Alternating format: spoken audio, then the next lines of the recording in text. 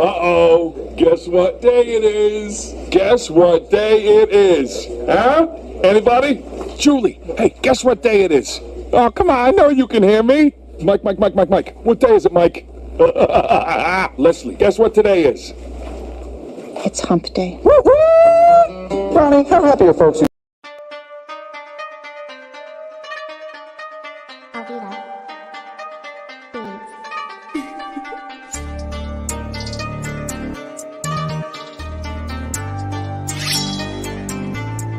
Monk.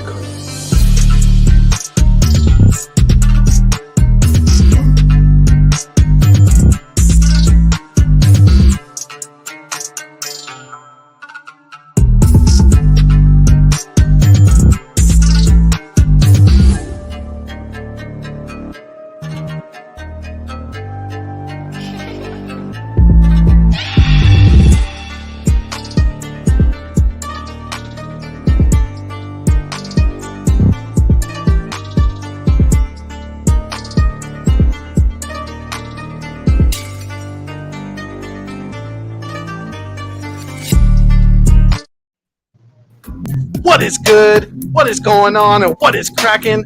I am Philly Foothills, and I am back in another episode of East Meets West, where we try to give you the best place to come get S off your chest when it comes to our Philadelphia Eagles. Let's go. Welcome in, everybody, to episode 36 of East Meets West with our guys, a.k.a. Eagles of Eagles Uncensored Podcast, Big Three down below me, G.O.A.T from the 215 down in the corner. Hey, we are blessed for each and every one of you to be here. And hey, this show is already fuego because we got 11 people in the live stream already. So let's freaking go. I am ready. I am juiced. I am absolutely honored and blessed to be here as always. And I hope you all are happy, safe, and well, and able to watch this live stream in a safe and peaceful setting. Because without you, like I always say, each and every one of you out there, you guys are the absolute food and the water to the channel. Without you, this thing does not continue to survive. So make sure, if you're feeling the vibe, that you like, share, comment, and subscribe to keep our dreams alive. Because East Meets West is going to the top, baby. Let's go. This show is taking off. I'm excited. Juice, fuego. Let's go, baby. It's another great hump day. Cut the music. Thank you, sir. What's going on, fellas? Hey, we got 15 people in here now. I'm definitely very, very excited to be back with my boys once again. East Meets West, going strong, doing big things.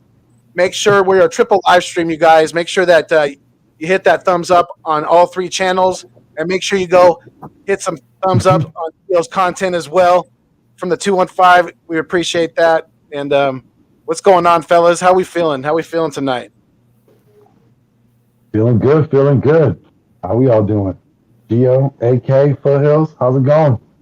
Doing good, man. G.O.A.T 500's running a little late. He will be here. He's just had to work a little late. He's coming up, but yeah. Yes, sir. Hey, man, everybody got their hustle. Gotta respect it. Yes, sir.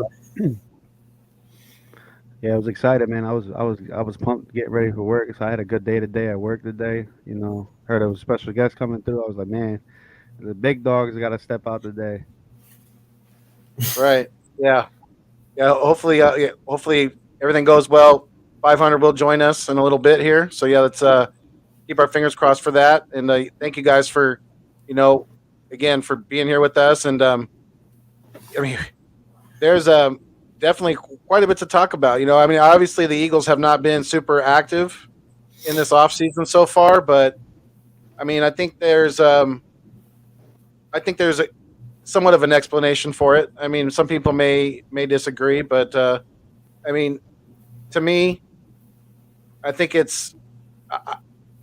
we're doing our due diligence. Maybe we haven't been as aggressive as aggressive as we could have been. But hey, sometimes things work out in different ways. And Gio, I know you've been pretty adamant on Twitter and things like that about this off season. So I want to hear from you first off. On kind of the slow pace that this off season has taken so far. Me and AK had this talk. what was it, like 2 days ago, AK, we was talking about the free agency. We wasn't hitting the panic button on the free agency because down the line, I just feel as though we're gonna draft what we need, honestly, going forward. I mean, the Zach Paxwell, can't pronounce his last name.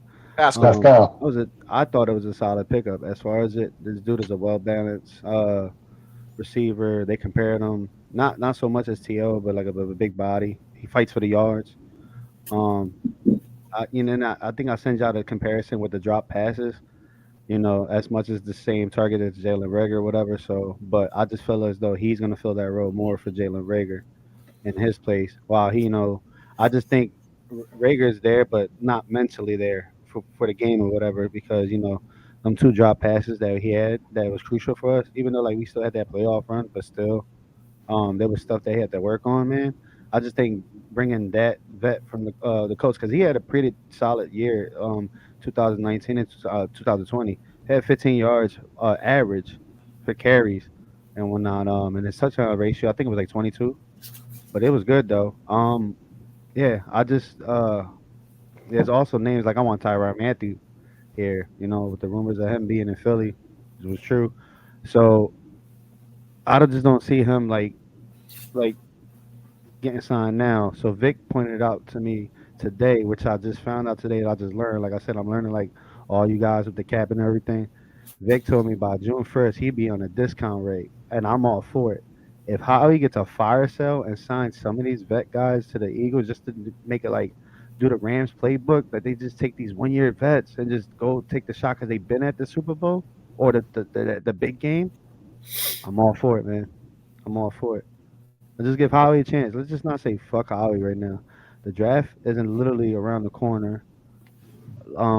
Let's just go. Let's just take this shot, man. He's got 3 first-round picks. Let's just not, I don't want to see the trade block. Like I've been saying, I don't want to see traded on the screen at all. Let's just go, man. Let's just see what he has, man. Yeah. Vic, what are your thoughts on the off season so far?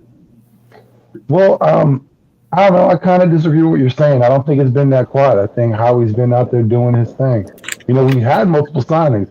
You got to take into account we did re-sign multiple players. So those are free agent signings. Whether we like to think of them, as that or not, it is what it is. Fletcher Cox, Boston Scott. We got what was it, Anthony Harris. Those are free agency signings. So you got to put that into account.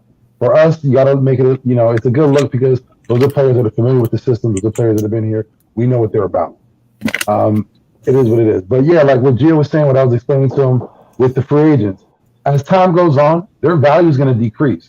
So right now, like he was saying, just for Tyrann Mathieu, for instance, once the draft comes up and it goes, his value is decreasing because teams already went through free agency, they're going through the draft, and they picked up their safety. Now you got to think, is he out there after June 1st? Well, we are after June 1st. There's going to be some tough decisions that have to be made. So there's going to be a possibility of more safeties in that field or wide receivers, whatever the case. It diminishes the value the more time goes.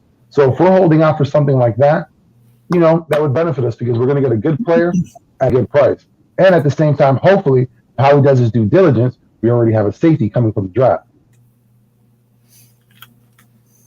Yes, sir. AK, what do you think? Listen, I want to give some people something new to think about for once. All right. What's our cap right now, by the way? Just 35, so 20, 35. 23? I just put it up on a private chat. Like 23,000. 23,000? 23 million. Okay. 23 million, yeah. All right. So, or 23,000. What the fuck? 23 If y'all million. want the actual numbers, Apologize. guys, then I pulled this up. For 23 under? Yeah, no. Okay. Yeah, we're under. We're under. Yeah, we're I under think the cap. we're third in cap space right Yeah, now. we're third in cap. Right. So I know we started with 30 at the beginning of the before. That's why I was like, I thought we were at 35, but if whatever deals were made, then So right right now, deal, I don't know. 23 million, I think Bridge 182, right. 250. All right, so we'll just say 23 million. Yeah. All right. Right. Right now, with 3 first-round picks, where we're sitting at 15, 16, and 19, you're looking at a cap hit of $8 to $9 million. Okay, with 3 first-round picks. Now, say you move up, that cap hit increases the further you move up. I am very strongly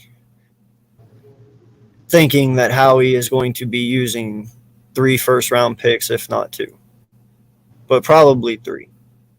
And if he is, this money, well, you have 23 million. You have to knock off, we'll just say 10 million to be safe off of that 23. That leaves you 13 million left to work with to sign someone. Okay. Or, like I said, if he decides to move up, that cap hit becomes more. It's not now 9, it's now maybe 14 or whatever, however high he decides to jump. So that's why I believe you're seeing a lot of the cap being shifted, a lot of the cap room being moved. You know, it's like my boy Gail told me once before, follow the money. You know, I see us making room. I see us making money. I see us having 3 picks. And I know what the dollar signs say. And I know what the cap hit says.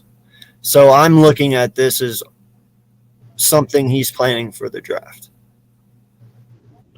Well, if I could just interject real quick, you also have to think we're third this year, in saving in cap.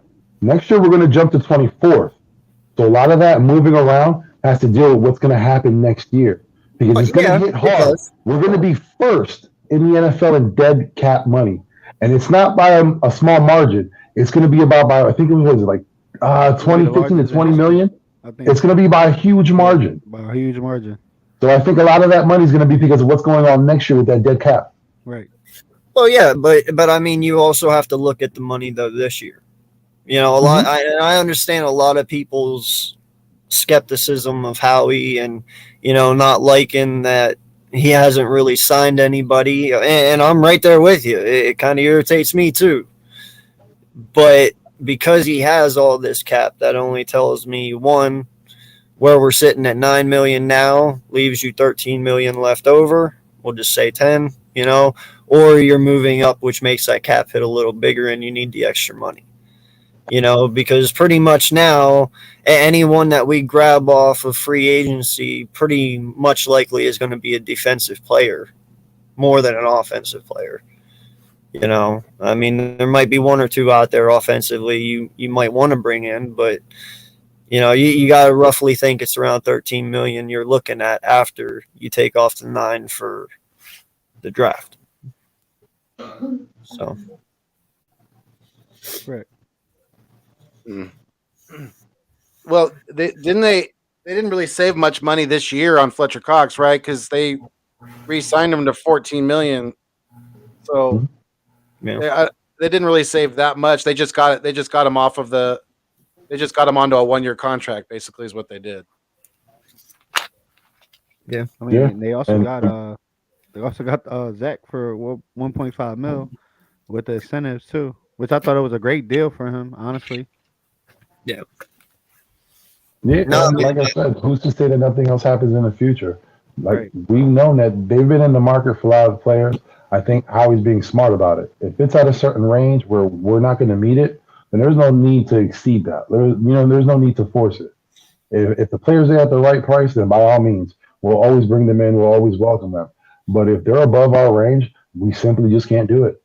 Right. That's what I'm saying. Like, as far as like the needs, it's going to be filled in the draft. Like, I honestly think like this is going to be a crazy draft. Like, for Eagles fans, it's going to be real big for us, bro. I've seen like crazy mock drafts and like what if scenarios. Like, what if we got this team like together around that such and such.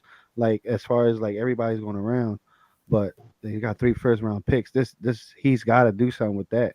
And then if he be able to fill those holes and still have these players in free agency, like I said, this team could be built crazy. Who knows? He probably disguise, get the Tyrann Mathieu. He runs that Sam that we need. A lot of people was questioning like what Reddick was that role. But hey, look, if we could get somebody from down there that plays up top to come down, hey, to stop that run that we was lacking this year, let's go. I'm all for it. Yeah, definitely. It makes a lot of sense for us to go with those first 3 picks and stick with the draft and not mess with it, not move back. Because like we said, this cap's going to affect us. The more that we have young players under their rookie deals, It's only going to help us out. Well, Do you and think- I want to throw something at you guys as well. You guys think just hit on Jadis's real quick.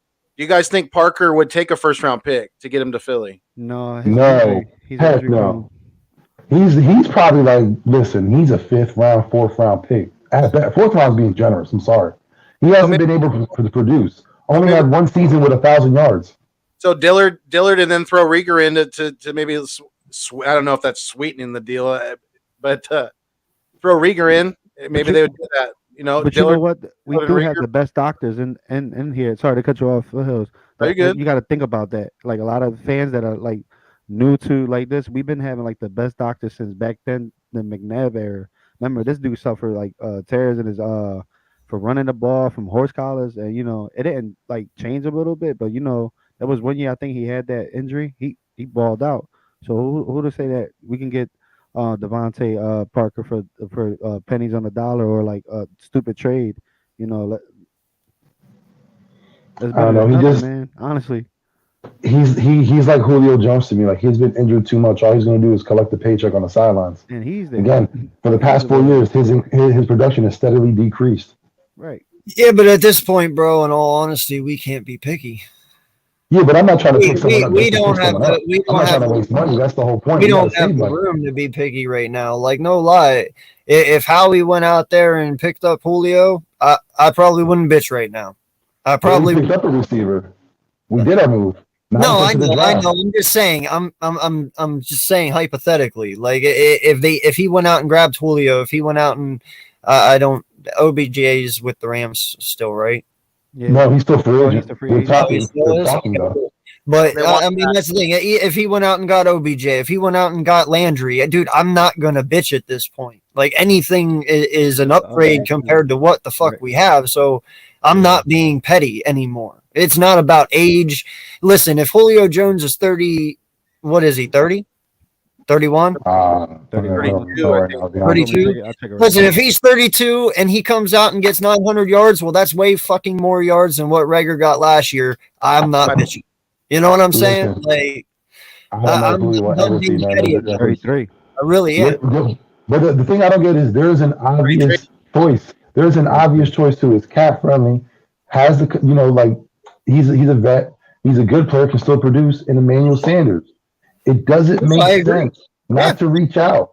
I agree. I don't get it. Whole time. Like, If we're out here trying to penny pinch, and, trying to get guys that still produce, that's the guy right there. You don't want to do Jarvis Landry because you feel maybe he might be too much. Well, then go out and get a veteran like Sanders. Yeah. It's not hard. No, I'm with you on that. I love Emmanuel Sanders. I mean, listen, he had, I think, 800 some receiving yards this past year for Josh Allen. So he still produces, and he was obviously a number 2. He handles being a number 2 well. He knows he's 35 years old. He's on his I wouldn't say he's declining. He's leveled off. He's just normal. You know what I mean? Yeah, he's seasoned. He's seasoned very nicely. So it's It's a nice it way is to what it say is. Listen, if he's 35 and he gets me 800 yards, I'm not gonna bitch. You know what I'm saying? Like, Yeah. And my thing is the knowledge that he's going to pass on to the younger guys, Yeah. the work ethic that he's going to pass on to the other guys. Like I said, yeah, we got Pascal. That's cool. That's going to be our vet. You mean like I'm pretty sure we're not going to make any moves. That's the vet we got. That's it. We're going to go in the draft, hopefully, and get a receiver. If not, we know how the Eagles work. They're good how it is. No matter how bad it looks on the outside, if they think they're fine with it, they're going to roll with it. Look at our linebacking core. We've been rolling with it for how long? So if they think they're good with their receiving core, they'll move on. That's it. sad. But it is them. I mean, I think there's a good chance Julio may go to Indianapolis now. Maybe reunite with Matt Ryan. God bless them. I think for real, Frank, right? I hope he doesn't make that move because he's already risked enough on players. Like you put your job on the line for Carson Wentz. It didn't work out. If Matt at this stage in his career, well, from what we've seen from Matt Ryan this last couple, I know he's been on kind of a bad team. They've had a bad offensive line, things like that.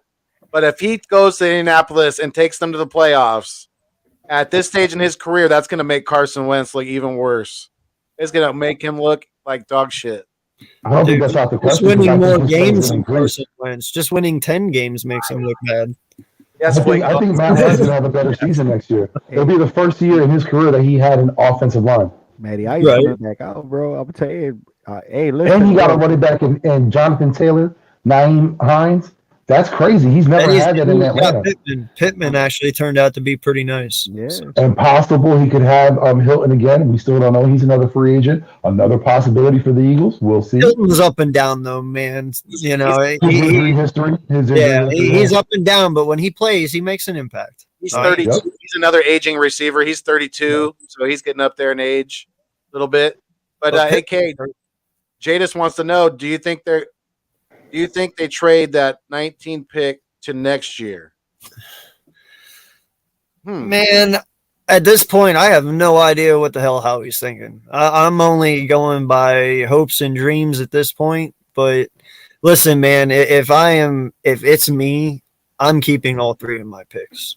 I am, because we need them. You know, you're not only drafting these first three picks for this year to grow the team and to try and make it further into the playoffs, but these first three first-round picks that we grab are your future defensive players. When Cox goes, when BG goes, when all of our vets finally go, these guys that you are drafting are your future centerpieces to this defense. So they're very important.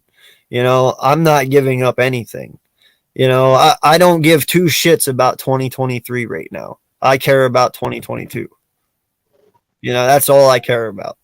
And to me, trading away a first round pick is not, it's great for next year, but it's not helping me this year. So I'm keeping all three of mine. Yep. I think you said it best when you're like, you got to think about you're getting three for this year. Howie only has a 3-year extension. Yep. It isn't 4. It isn't anything after. So he has to get whatever he needs to get done in a short amount of time. Right now, like I said, it's 3 seasons. You can't keep on thinking about the future because you really don't have that much of a future here. Like we said before, AK's mentioned it time and time again. There is a man in the wings waiting to take over as the general manager. He has been groomed for years. 3 seasons. That's all you have. Then your successor can come up. So I don't think Howie has the chance to kick a draft pick down the line, maybe a second. It all depends what happens and who's out there. That's also you got to think about. But I don't think right now the mindset is to move a first-round pick now to next year. Hey, real quick, Andy Waddell did not go to the Pittsburgh Steelers, did he? Or did he? I don't think so. Because I know he had the last time interview to be their GM. I just don't know. No, if I don't think they got a new GM because that would have been like. or player look at personnel him, bro. person or something. He got interviewed for something in Pittsburgh. But remember, I told you if Howie was to get fired, that's who I wanted. I'm pretty sure it was Pittsburgh that was interviewing him for No, GM. he's currently still our player personnel. Yeah, he player is. personnel, That's yeah. good. That's good. Yeah, But I'm that's pretty good, sure, yeah. like I said, though, he was Yeah. interviewed by Pittsburgh for a very big position. So I was right. The guy's very talented. Right? That's Huh? the successor right there. That's who I want to be his Yeah, successor. Andy Yes. Waddell. That's the guy I'm Andy talking about Waddell right there. would be amazing at a GM for us, dude. Mhm. Not only is he our head scout and lead of our player personnel, he's very intelligent. His football IQ is there, and the dude sees talent, man. I really like how he sees it, and he would make a great successor to Howie. Yep, I would not they get rid groomed of him. him. Don't They let him groomed go. the same way with Howie, how he stood behind Banner and watched for years and learned from Banner. Yeah. But I like Waddell better because he comes from a scouting standpoint. Howie came from a financial standpoint. Yeah. This is something that, Eagles fans have been clamoring for years. We need a guy, with the scouting background. We need a guy who's looking at player personnel, player development. Waddell's the guy. Yep. He's very good at what he does, man. Very good. So I'm glad that Pittsburgh didn't get him, because if they did, I would have been very upset. That's another thing. Like Jadis brings up, like who is he in negotiation with? Lurie, when it comes to negotiating his contract extension. I mean, who else is there really? I mean, It's a chain Like, of command, I think. Well, yeah, that's a Lori Howie thing because there's no one above Howie. There's no one above Lori. We all know that. Lori's the only guy above Howie. So that's you know what I'm that's saying. That's over, between them two. right? That's over some, that's over some good latkes right there. I mean, that's a a friendly meal. Yeah. Definitely, they could have it over. You know what I'm saying? It's like it's I think it's hard. I think it's hard for them, so at times, to draw that line between the personal and that business relationship, and sometimes that definitely gets in the way of things and the way things should go, i.e. the Jalen Rieger pick. Because if Lurie, if he would have never have authorized that pick, he definitely wouldn't have.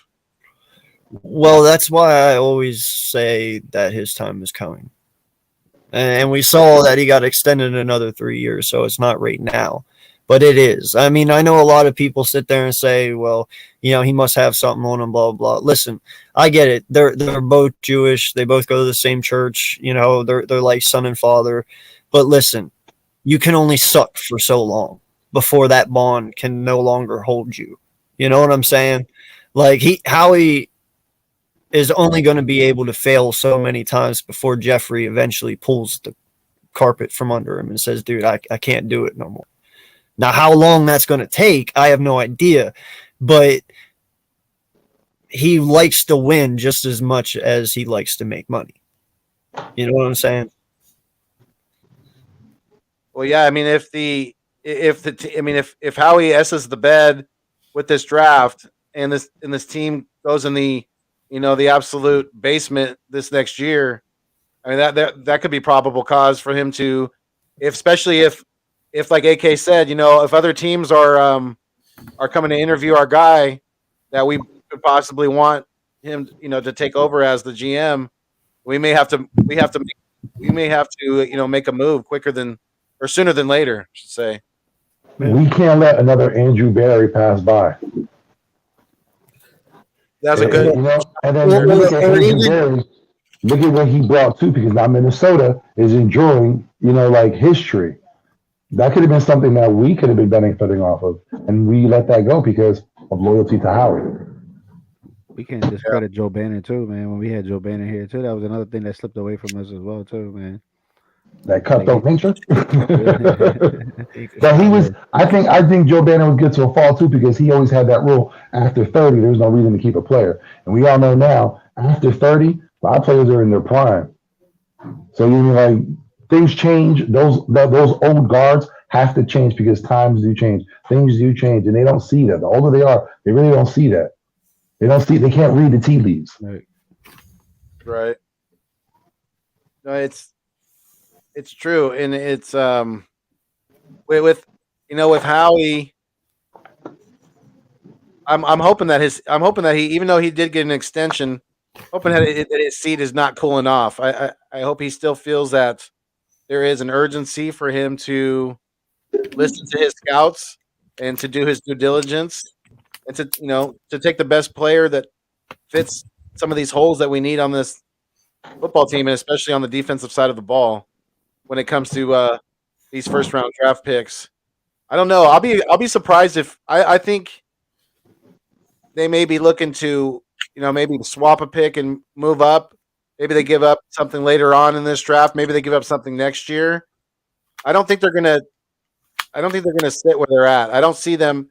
I think maybe they're gonna take either they're gonna use two of them and then maybe trade up another one to get higher up in the draft, or they're gonna use one of the 3 draft picks in the first round to possibly acquire somebody.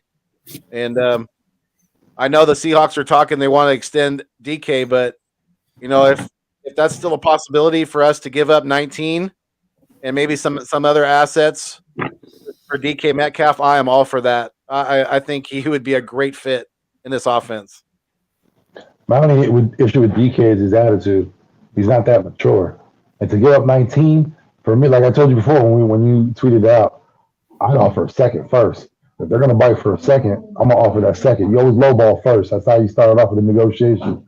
Yeah. Start off lowballing. But for me, I think they are going to stick with those 3 picks. Now, like I said, it all depends what happens because I've been saying all season, in this draft, the way it looks, there's going to be a rush for quarterback and wide receiver. It might happen early because we all know you got, what is it, Atlanta, Washington possibly now because we know for the most part Wentz is a bridge quarterback. And Detroit could possibly want a quarterback. So there might be teams that are going to try to get up. We're at 15. We're in the heart of the draft. You can do a lot of damage there, but there also might be a team looking for a wide receiver, looking for a quarterback that fell down that they might want to get. If the offer is enticing enough, maybe Howie bites. Or he stays where he's at because he knows in this part of the draft, if you get 3 good picks, we're talking about players that can last for 10 years, that's way better than getting another, pick for the next season in the first round for another possibility. Bro, I got to say something real quick, and this has nothing to do with our team, but it has to be said. Shout out to Tyreek Hill for getting that 30 mil. Hey, props to you, my man. Well deserved. But come on, dog. You traded Tyreek Hill to Miami. Like, he went from Pat Mahomes to Tua Tagovailoa. What the fuck? Like, you cannot expect that to stay that way. No, you can't expect it to stay that way. That's not right. Like, dude, that position has to change. You don't make that trade for Tyreek Hill and keep Tua because Tua ain't making him any better. Like, I tell you, when that trade was made, I said expect Miami to make a trade for Baker Mayfield. Baker Mayfield's the one I have in my head right now. Expect that trade to be called because he's the hot commodity. But expect Miami to make a move. They're not sticking with Tua.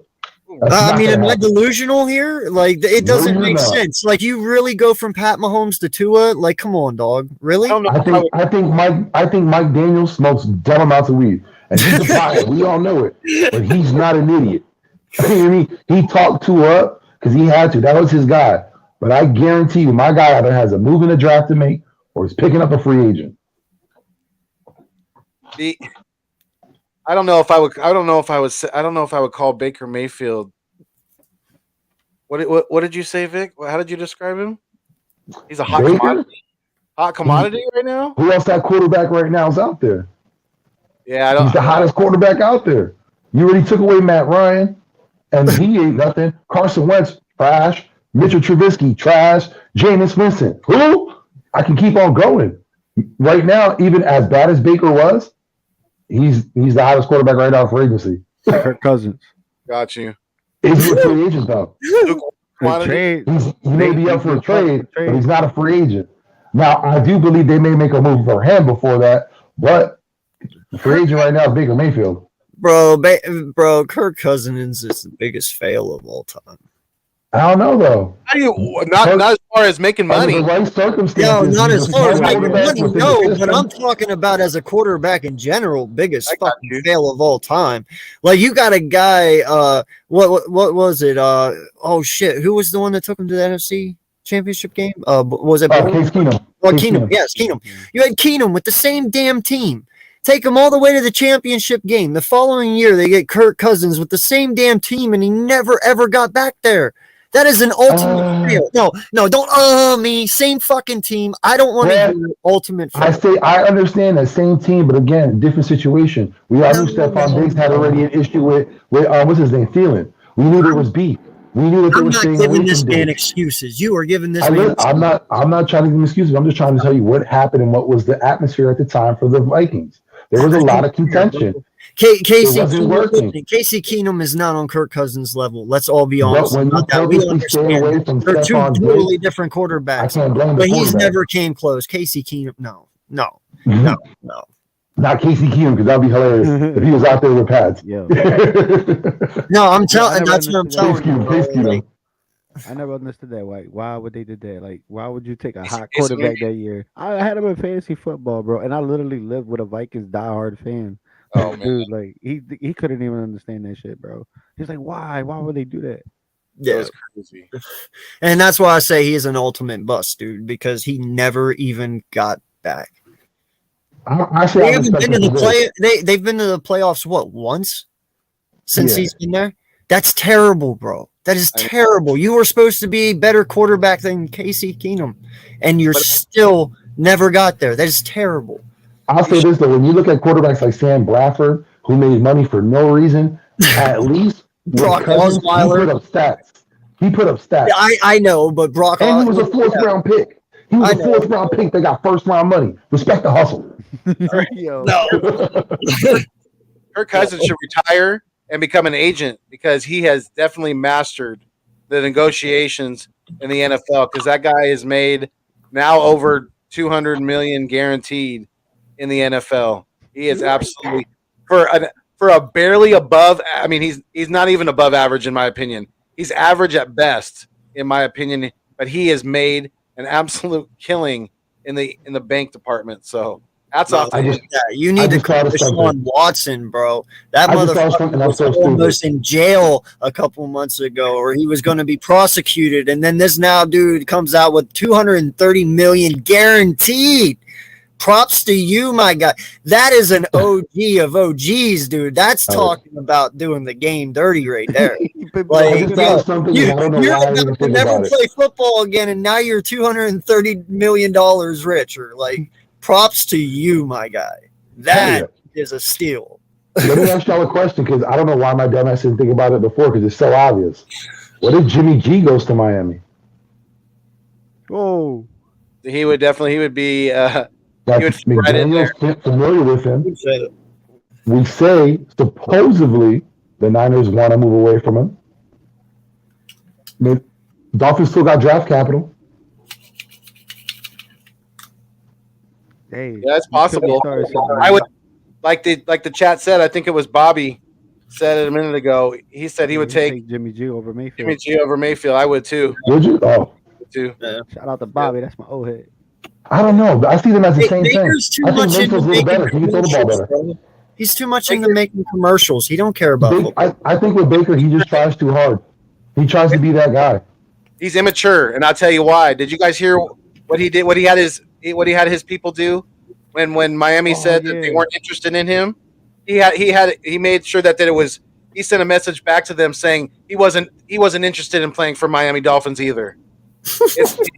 It's that petty that childhood type of back and forth type of crap that he still got dealing with. I don't know. He's got some growing up to do still. I don't know if it's going to be one of those things that it's just kind of he's always going to be that way. But yeah, it's crazy. You can have swagger. You just can't be just ridiculously cocky. Right. You know what I mean? Your play has to speak for itself. And all we're known for are those insurance commercials. All right. Well, we got a guest in the back, but it's not 500. Not yet. He's going to be here soon, though. He's setting up. He just messaged me. He's going to be here very shortly. Birdman _951 is in the back. So let's bring him on. Our brother, another West Coast guy, so kind of balance out the weight in the room a little bit. And yes, sir. Yes, sir. What's up, Birdman? What's going on, brother? How you doing? It's West Coast Wednesday. Probably not doing my show today, but I'm gonna jump on your guys' show and oh man, this off season is it's not over, but wow, dude, it's just I can't believe everything that is going on from the Eagles to just the NFL, dude. Like this is a lot to just try to digest, and it feels like the NFL is moving forward on something, and I feel like we're kind of behind the 8 ball a little bit. It's gonna make sense, but not right now. So I'm just like, wow, dude. Like when I go to Las Vegas and they announce the 15th, like I'm already nervous, and I'm not even there, dude. I'm like so nervous that I'm just gonna get shocked. Like the Eagles trade 15th pick to something, or oh man, I'm already freaking nervous, guys. Like I am so like, I don't know what's gonna happen, bro.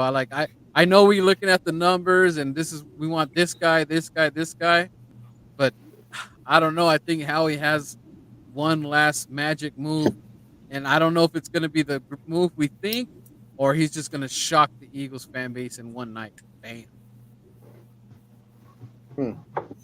I agree. I've been saying that same thing. I do not want to see trade across that board. Like literally not at all, because that would shock us, bro. That would divide the Eagles community. Not shock us, bro. It would divide us, bro. I mean, I hear trade to Dallas. Well, I I understand. mean, it I all understand. depends on who he's trading up for. Well, I that's what I'm saying. mean, Yeah. but listen, I'm pretty sure that whining and dining to Kenny Pickett is a smokescreen, man. Don't even worry about it, honestly. It's not even a smokescreen. It's like how we explained it before. When sometimes that teams will have visit with players that they know they're not going to get, but again, they want their intel on that player. They want to know down in the future if a opportunity comes up where they're available, is that the person to get? That's all they're doing. Their homework. It's either you're going to use these picks or you're not going to. So you might as well put Like, them to use. Get some intel on a quarterback that could possibly even be in your own division. yeah, Let's be like for honest. instance, I was going to say, what if the Giants pick him up at 5 or 7? Mm-hmm. Then you've already went out, you've had your interview with him, you wined and dined him, you figured out who he is as a person, what he likes to run, what he likes to play. That way you have some sort of aspect of what they're going to run on, like say New York's offense if he would be the starter. Then you'd be like, all right, well, I know he likes this, and this, and that's how you can kind of figure out a little bit of what they're going to run. So I get it. Yeah. Let me say something about the Kenny Pickett dinner. The Kenny Pickett move, it won't make sense at first, but I'm thinking how he's looking at how much money they spent on Deshaun Watson. And I mean, I think you're just taking a look at somebody. I mean, you could look at Kenny Pickett's tape and all that stuff, and I, I mean, maybe he has a bit of the more accuracy or something like that than Jalen, but I don't see like it's not like the biggest upgrade. So he might just be trying to save some money because maybe you do miss on a pick here. So I'm thinking that Howie instead of later, he just we already kind of have our backup quarterback without getting somebody else. If he does this move, and maybe I'm thinking about like going to Garoppolo and Trey Lance, kind of lit a fire under Garoppolo. He played better. I mean, he did get him to the championship. So I don't expect any difference from Jalen Hurts. This should only like he's not gonna fold like Wentz. So I kind of see where Howie might be just taking a shot at it, and then but the damn thing is, if you do something like this, you better bring some badass defenders in here. That's the only way that's gonna I make was up. thinking the same exact thing. I literally was thinking the same exact thing. The only reason why they took that dinner is they want to see them booty hands. You want to see that up close in person. Right? You want to see the little But dimples. What is it? A size 8? when he picked up the ribs, you could see kind of get a measurement or He something. had to get the baby back ribs. Dude, it's just like the Burger King commercial back in the day. The dude with the little small hands when he picked up the cheeseburger. Remember? Oh yeah. Like the opposite of man hands from Seinfeld. Yeah. No, I Yeah. get So like, yeah. Go ahead. no, I get what you were saying, Birdman, as far as like saving the ammo for later, or like trying to show a check off just to imitate Hurts as far as getting another quarterback. Yeah. I don't Because think it's. but I don't think it's gonna happen. I mean, by the long shot, because we seen him pull out the crawfish video. That guy gave him motivation. Like he's like, yeah, I'm the quarterback number one. So he's kind of hyped going into the next season. Like I said, I just still want to see him do one more year. We still got our issues with him. Yeah, Me. I don't think if Pickett comes in here, it doesn't mean Jalen loses his job, but maybe he's thinking that it's gonna light a more maybe he's gonna if doing something like this makes him play better, dude. I don't know. Maybe this just makes him give him more fire or something like that. It just fires him like, dude, you gonna bring this guy? I'm gonna really show you what Hurts is. But the only thing, guys, besides that little point right there about Pickett, if Pickett doesn't come here, I'm not liking the moves that we're setting up for Jalen. Whether you think he's the guy or not, I don't think we're setting him up for success, dude. The running back room, I got too much question marks on it. And now with the wide receiving room, that's too many questions. That doesn't sit well with me. And if it's gonna be the way it is like that, I mean, how mad can I really get with Jalen, dude? How mad how can I get mad if we're just getting the scraps, dude? And there's no knock against Pascal or whatever. I'm not I'm not judging the man. He's gonna do he's on the team. He's gonna play his best, but we know where his stature is. So, but Yeah. that doesn't really make me. It's just like I was here. I was listening to Gail Fourth of John. Shout out to Fourth and John, and they were just like kind of thinking the pick was made for like the culture. But the thing is, like, if we're losing, I mean, what is the culture really doing? I get, yeah, have a nice culture, nice locker room, but if it's, I mean, we got some competition here, guys, and our goal, if we did that, we made the playoffs. The goal was a divisional round. I mean, it has to be. I mean, am I crazy for saying that? Like, it has to be one more notch up the ladder. It can't be below Okay. it. Okay, Yeah, and you I like can't be at the same where expectation. your head is at, but here's the Taking the thing, though. division. Yeah, we're getting the division back. Yeah, okay. Now I like where your head is at with all that, but if that's the case, then I'm pretty damn sure Howie would have put everything on Watson or Wilson. Now, granted, they both didn't want to come here. Obviously, that's why they're not here. But he would have done it. He would have damn sure tried to. You know what I'm saying? But if they're not willing to grab a vet like that or bring somebody in like that who would automatically improve the moving of the ball on offense, not just the offense in general, what makes you think they're going to go out and grab a rookie? Because a rookie is taking a step back, in my opinion, considering the fact that he has to learn the offense all over again. Jalen already knows. He has to learn. Huh? No, I'm talking a quarterback. Bringing the quarterback. If they did quarterback thing, I think it's just like I said. It's not nothing for Jalen. It's like there's no controversy, bullshit, none of that. It's just he's just but then that's a wasted pick. Then that's a wasted pick. but maybe not because Philly, all you guys can agree. You guys did not want to spend that money on Deshaun Watson, so it's good because we're not wasting that kind of money, dude. We're not even close to $250 million. I understand that, but is he on the field helping us win at this moment in time when we need him to help? No. Therefore, it's how he likes to pick guys like that, JJ, Arcega-Whiteside, and That's why we have to be different. That's why we have something totally different. But that's why we have a wide receiver. Yeah, you're talking about someone who Howie has to tie his next 3 years to. It's not going to be a rookie. He has an established starter. His next position thinking is, can I give him an extension? Is he the franchise quarterback? That's the mindset with the quarterback position. Yeah. It's not getting someone else in free agency. It's not picking up someone in the draft. It's where are we going forward with Jalen Hurts and can he bring us there? That's the mindset now with the quarterback position. It's not on the draft. It's not on free agency. It's all on Jalen. You got to understand that one more time. It's all on Jalen. Yeah, because I mean, if you go out and you take a quarterback in the first round, dude, okay, in the first round, like if you would go after Pickett or Willis or any of these guys, Corral, any of them, you're going to take them in the first. Okay, therefore, when you're taking in the first, you're almost damn near guaranteed to start. Almost damn near always guaranteed to start. If you look back in history, for the most part, you do. Okay, therefore, that is if he does not start, that is a wasted pick on a talent that we could use right now, whether that be on the defensive side of the ball or even a wide receiver. That's why it can't be a quarterback. Because if let me just ask this question real fast. Let me just ask this question. Who's the consensus overall quarterback right now? Who's the number one? Who's the number one overall quarterback? Malik Willis. Who? Malik Willis in the draft? No, I mean Birdman. Who is the number one overall quarterback coming out of the draft right now? I'm not sure. Is it Corral? If you don't know, what does that tell you?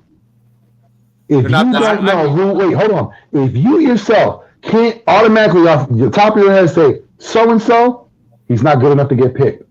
Mm-hmm. It's not this year. It's not this year. It's not this year. Again, if you can't name the guy, it's not this year. Yeah, but I'm not. You'd be talking about him. You'd be saying, I want so-and-so. If you can't do that, it's not the year. You know it's not. I'm not looking for a quarterback in the draft because I already know, I mean, it's just, it is what it is. Everybody's been talking about the quarterbacks, but this is not the year of the quarterback there. But I see where Howie would do something like this because if we win 8 or 9 games, we're in the teens picking. So if you trade that pick back or whatever, I don't know if that's going to be, if we're picking 15, 16, or 17, that's going to be really hard to move up the board if the Jalen Hurts project fails. Like, do you think we even could do something like that? Like, I don't think we can. But how are you again? You're not getting it though. How are you trying to still go on the Jalen Hurts project? You got to understand. This is what you need to know. We're locked in. There's no other thought. It's a What do you mean lot. locked in for what, Vic? For this season, it's a lot. Jalen Hurts the quarterback. There is no other quarterback going to be No, I drafted. know. If it is, I'm not. I'm talking after. I'm talking after, not this. but they're not gonna try to pull up like, oh, we're gonna save a draft pick for next year because we're gonna want to see what happens. No, what they're gonna do is if Jalen Hurts doesn't work out next year, we're gonna bring in a veteran to have him compete in training camp that next season. They won't automatically go to a rookie. Not if there's a good quarterback from the college. You know that. Who? And the other thing, Vic, why are you acting like what I'm saying is crazy? Because we did it with Wentz. We picked up a second We round. didn't do that with West because at the time we had Sam Bradford. We had a drifter. We don't have that. We have someone who actually you can build a future with. A guy who was a second round pick. Different situation. They're not the same. Wentz was here. Again, different situations. They're not the same. It's the same thing. How? Quarterback factory. That's what we do. Nah, again, you're going off what Howie said, 3 seasons ago? It's not the same situation. We have a team that we honestly can build now. Vic, not a team that we're trying to build. Why is he in love with Pickett? Why is he over there staring at Pickett? No, he's just a waste. But who said he's in love with Pickett, though? That's the thing. Who said that? He's in love with him, bro. He's been looking at him with the binoculars. It was Brian Johnson that went to the dinner. That was back in what, October? Who else was there? There were a lot of teams there, right? He's just again, when you hear of a kid, when the kid comes out the way Pickett did, they were talking about him being a 5th year. Everyone does their due diligence. They just want to see what it's about. But again, did you see Howie again there? Like how you were saying for Carson. Remember, when Carson came out that senior year, Howie went to 4 games. Did you know that? Howie, when he wants his guy, you'll know it. He just went to see what it was. That's all it was. And everyone made a big deal about it. I think that's standard protocol, honestly. I think with like a lot of teams, they just do that with these first round overalls. Not with Howie. He said no. Hey, not with Howie. I mean, this dude has a 3 extension. He already. He's only picked 1 quarterback in the first round. Just think about this, Birdman, for a second. Think about this real quick. I mean, I'm just going to put this out here before I bring our man on. If the Eagles, or if Howie Roseman, I lost my train of thought. Dang it. I mean, it'll come back to me. Let's bring him on. The GO.A.T is in the building. Absolute great Eagles content creator. Philly.500. What's going on, my guy? How you doing, brother? What's happening, man? Thank you for having me come on. Sorry I'm late. Didn't get back till late, so I appreciate you having me on, man. What's happening? Of course. Appreciate you coming on, man. Absolutely. Thank you for taking time out to come all through. you guys. I was listening a little bit to the conversation. Very interesting. No question about it. What's up, 500? Would you got any new cigars? I have no new cigars, no, and I have no reason to smoke them right now. What are we doing? What are we doing? What are we doing in free agency? What are we doing? I'm sad. I'm sad. Yeah, I'm sad. You know, I see things a lot differently than I did a few days ago with the Eagles. I've had an epiphany. I really feel like it. I was listening to a little bit about what you guys were saying about Kenny Pickett and quarterbacks, and I am mainly leaning towards the fact that I think the Eagles are trading up for a quarterback, and they'll use all 3 first-round picks to do it. I think the Eagles are dead set on going after a quarterback because if you look at the evidence, it's overwhelming, and it leads in that direction. That's kind of where I've come. That's not what I would do, but I think it's what they're planning. That's very interesting. It is. I mean, and a lot of times when there is a lot of factual evidence that that points to a certain resolute. More times than not, it does pan out that way because, I mean, that's how things in science. That's how things get proven, right? Once certain things happen over and over again, and they get the same result, and that's right. That's how they prove certain things, right? So, right. Yeah, well, the circumstantial evidence is overwhelming, and we could go back a whole year ago, right? You go back to the instant Deshaun Watson was available or was going to be rumored to trade. They were in on it. They went and they met with his lawyers. They sent private investigators on 2 different occasions to seek him out. We know that the Eagles went to Seattle at the scouting combine and asked if they could make an offer for Russell Wilson. Russell Wilson didn't want to come to Philly. So we know those things to be true. Then on top of it, you go into free agency, and what's the one thing, if they really believe in Jalen Hurts, they're going to do? Get him help and improve the offense. You tell me today where the Eagles are better at offensively. How have they gotten better? How have they gotten better? They haven't. Okay, and people say, well, it's the money and this and that. But go back to when they believed in Carson Wentz after his first year as a starter, his rookie year. What did they go and do? They took advantage of his rookie contract. They went out and got Torrey Smith. They got Alshon Jeffrey. They also drafted guys. But with Jalen Hurts in the second year of a rookie deal, he's in a rookie deal. They're not spending any money. Zach Pascal is a 4th wide receiver. He's going to replace Arcega-Whiteside. That's it. They've done nothing. And to see guys, and I got pissed off today, okay, because I got fed up with this whole Tyreek Hill thing. Not because they didn't get him, although they should have made a play for him if they really loved Jalen Hurts. But all the other guys in free agency, the Christian Kirk, the DJ Chark, the Robert Woods, all those guys, they didn't make a play for. Why? The only reason Allen Robinson. Right. The only reason that why? Because injury. They're not good. That's exactly why. Whoa. Allen Robinson's not good? I didn't say Allen Robinson good, but you said DJ Chark. DJ Chark is a decent upgrade. Injured with a Christian Kirk. Christian Kirk, 25 years old, 900. You're going to tell me Christian Kirk isn't good? Then we're all. Why did the Cardinals get rid of him? Huh? Why did the Cardinals get rid of him? Because they couldn't pay. They have an aging D-Hop. Why did they get rid of him? You have to pay for him. Sorry. Don't. So you like our receivers? I think the Eagles like the receivers. I think they know you they think they like Jalen Reagor?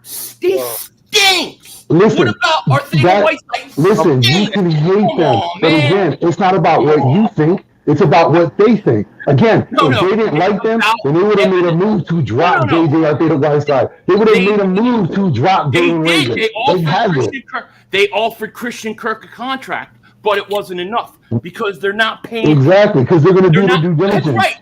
They're not paying. They're not going to move up for a quarterback. They ain't doing any of them moves. So everything you just said, what does that tell you?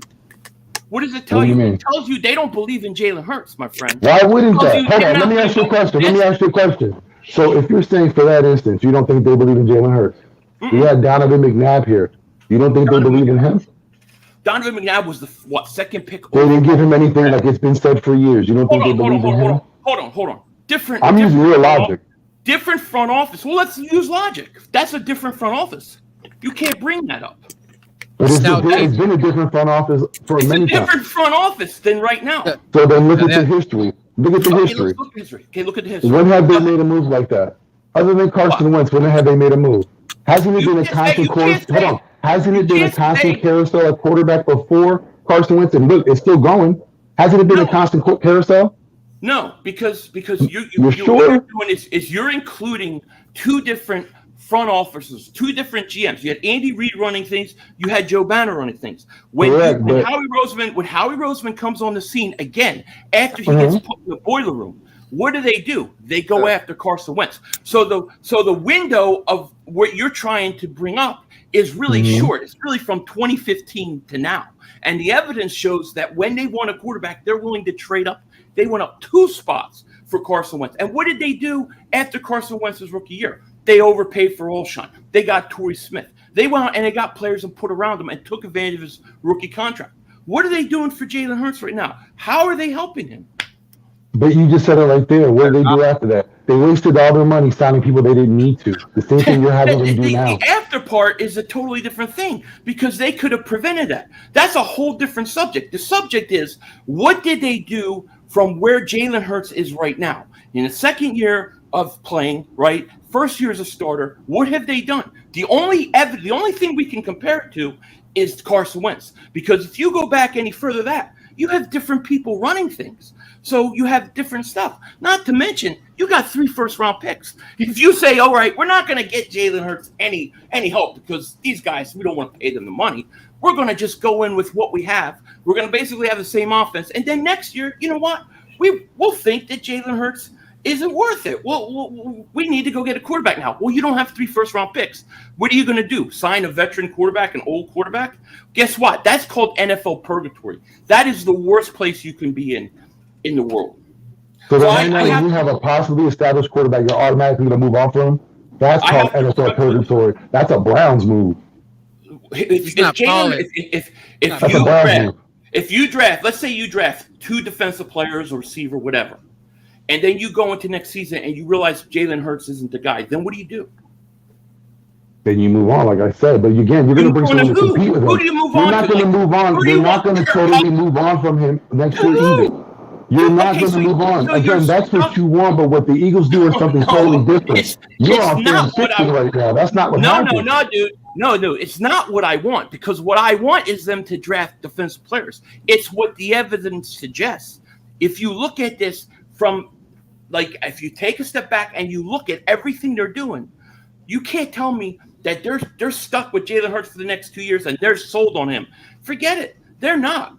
No evidence points to that whatsoever. Where does any evidence of anything that we've heard or seen show us that? There's no evidence showing that they believe in Jalen Hurts. All I'm saying is, listen.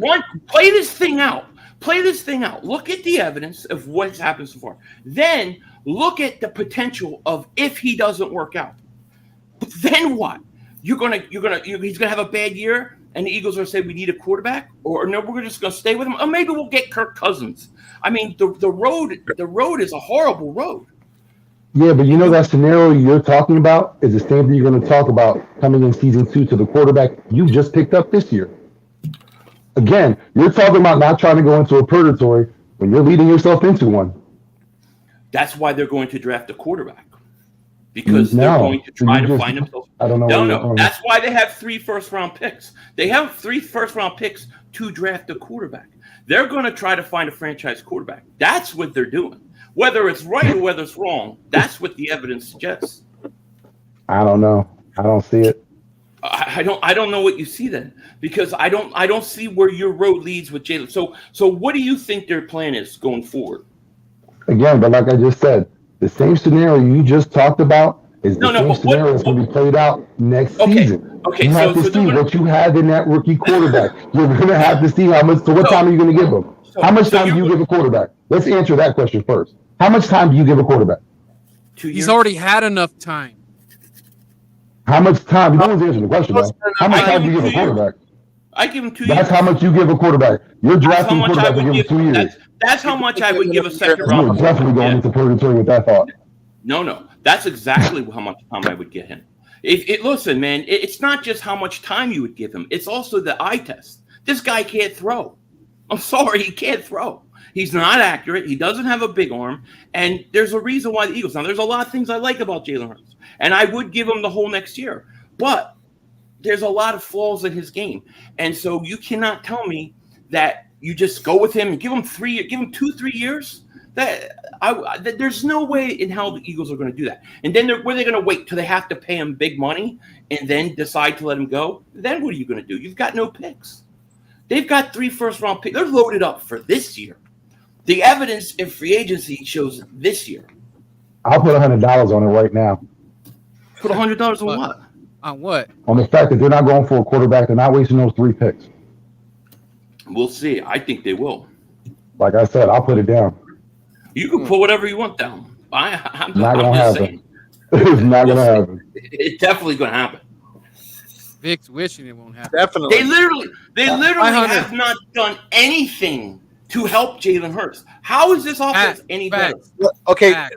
500. Let me Only ask the you. fact that they got a receiver and then another lineman in the first and They second got a round. what? They Bloody got a lineman. what? They got a They what? don't- A receiver you for talking about- $1.5 hold on. million? Come on, my guy. You're going to say what weapons, and when I give you, you're going to discredit it. You know it is what it is. No. They got weapons from it. But what have the Eagles done in this all season to make their offense better? Give me one. Again, Nothing. you know this is an entire off season, not just 2 weeks to get it done, right? I'm You saying got that. at this point right now, what have they done? I think what you're doing, you're overhyping. You just want to hear more news that they're getting people. But No, again, you're not you answering. know that they. You're I'm avoiding. not the avoiding. question. I'm telling you what it Then- is. They're not just then gonna. They're not after gonna get two- anyone just to get someone. It doesn't work that After way. the 2 weeks of free agency, what have they done so far on offense? They've been in trying to get anyone that was available. No. You heard that they But were how going are for they receivers. You heard Bando Scanlon. You heard they were going for receivers. Don't act like they haven't been. No. Again, You're if saying it's not within their that's price not- range, he's they're not avoiding making the a question. move. He's avoiding the question. How is If it when I just say- told you they were interviewing people? They were because- looking at other players. Because That's not avoiding. That's literally answering your dude, question. I could call anybody on the phone. I could call every restaurant on the phone and not place an order. Doesn't mean they're delivering pizza. Okay, if you didn't sign it, if you haven't brought anybody in 2 weeks, so far they have done nothing on offense. On defense, they signed Hassan Reddick. They got better on defense. Right now, 2 weeks in, you can't say they've done anything to improve their offense, and it doesn't look like they're going to. Scantling's about to sign in Kansas City, by the way. It's not going to happen. You have guys like DK Metcalf. Kansas City's inquiring. Packers are inquiring. Eagles, nothing. So I don't know how this team has gotten any better on offense. Now, maybe they pull off a trade or something, and I'll go, okay, I get it. But at this point, the evidence suggests with 3 first-round picks, the interest in Deshaun Watson, the interest in Russell Wilson, the fact that they've done nothing for Jalen Hurts, it suggests to me they're looking to move up for a quarterback. That's So 500. So 500. If they make a trade for DK, or if they make a trade for Devontae Parker, who's now rumored to be on the trade block now that Tyreek Hill is in Miami as the number 1 receiver there. So would that change your, like you said, would that change your story a little bit? DK would. Devontae, yeah, DK would. I would say, okay, all right, we're in. I don't know how you They're really giving my give man away Hurts. all your picks. You're giving my man Hurts weapons now. There we go. What do you're not going to give a first-round pick, you get DK Metcalf. You still have 2 first-round picks. Right. You're not giving away all your picks.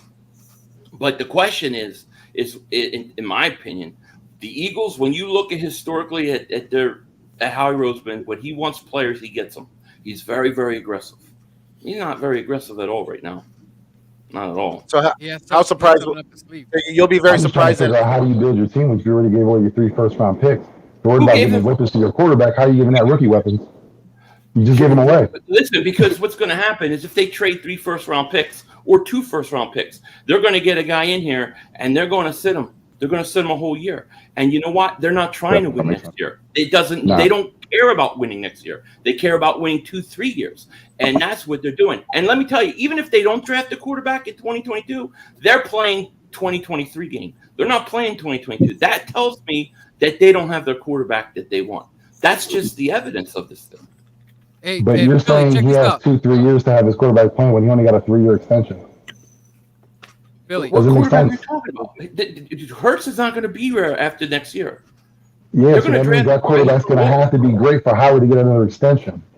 Okay, I'd have fired Howie long ago.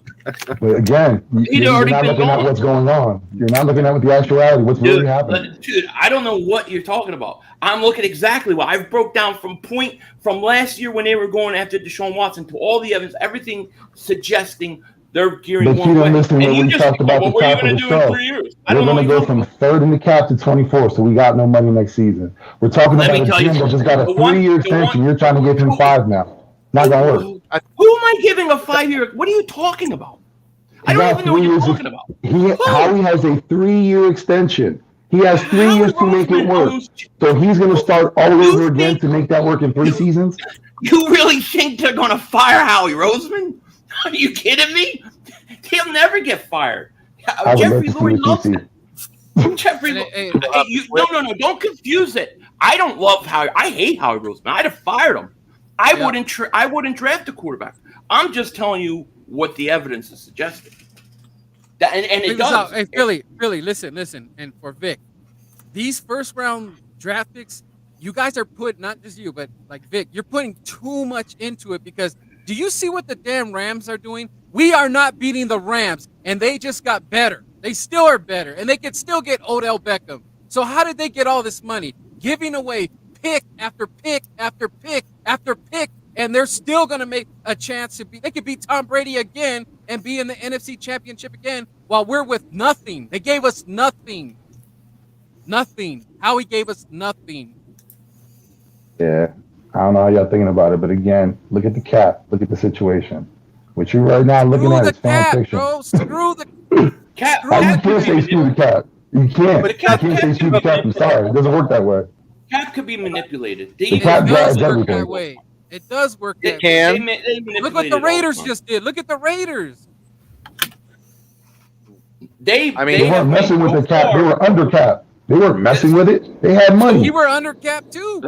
So far, guy. All I know is 2 weeks in free agency, they've got nothing better. They have not gotten better on offense at all. If Jalen Hurts is the guy that they believe in, they haven't done anything.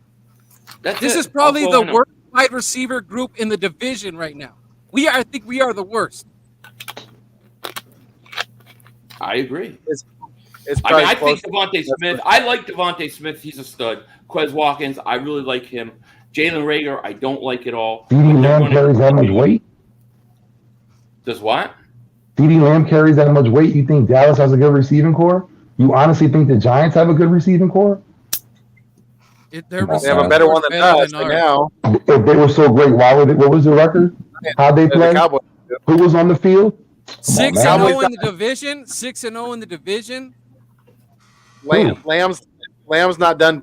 Lamb's not done. He's still going to probably progress. I mean, I know he kind of fell off last year, but without Maury, got Gallup, and then they got James. They got James. They got James Wilson or no? What's that? Wilson. They still got him, or he left? No, he went to Miami. Yeah. Even worse. He went to Miami. Hey, listen. I mean, one thing that they have is like a quarterback that can deliver the ball. I mean, you're talking about Dak?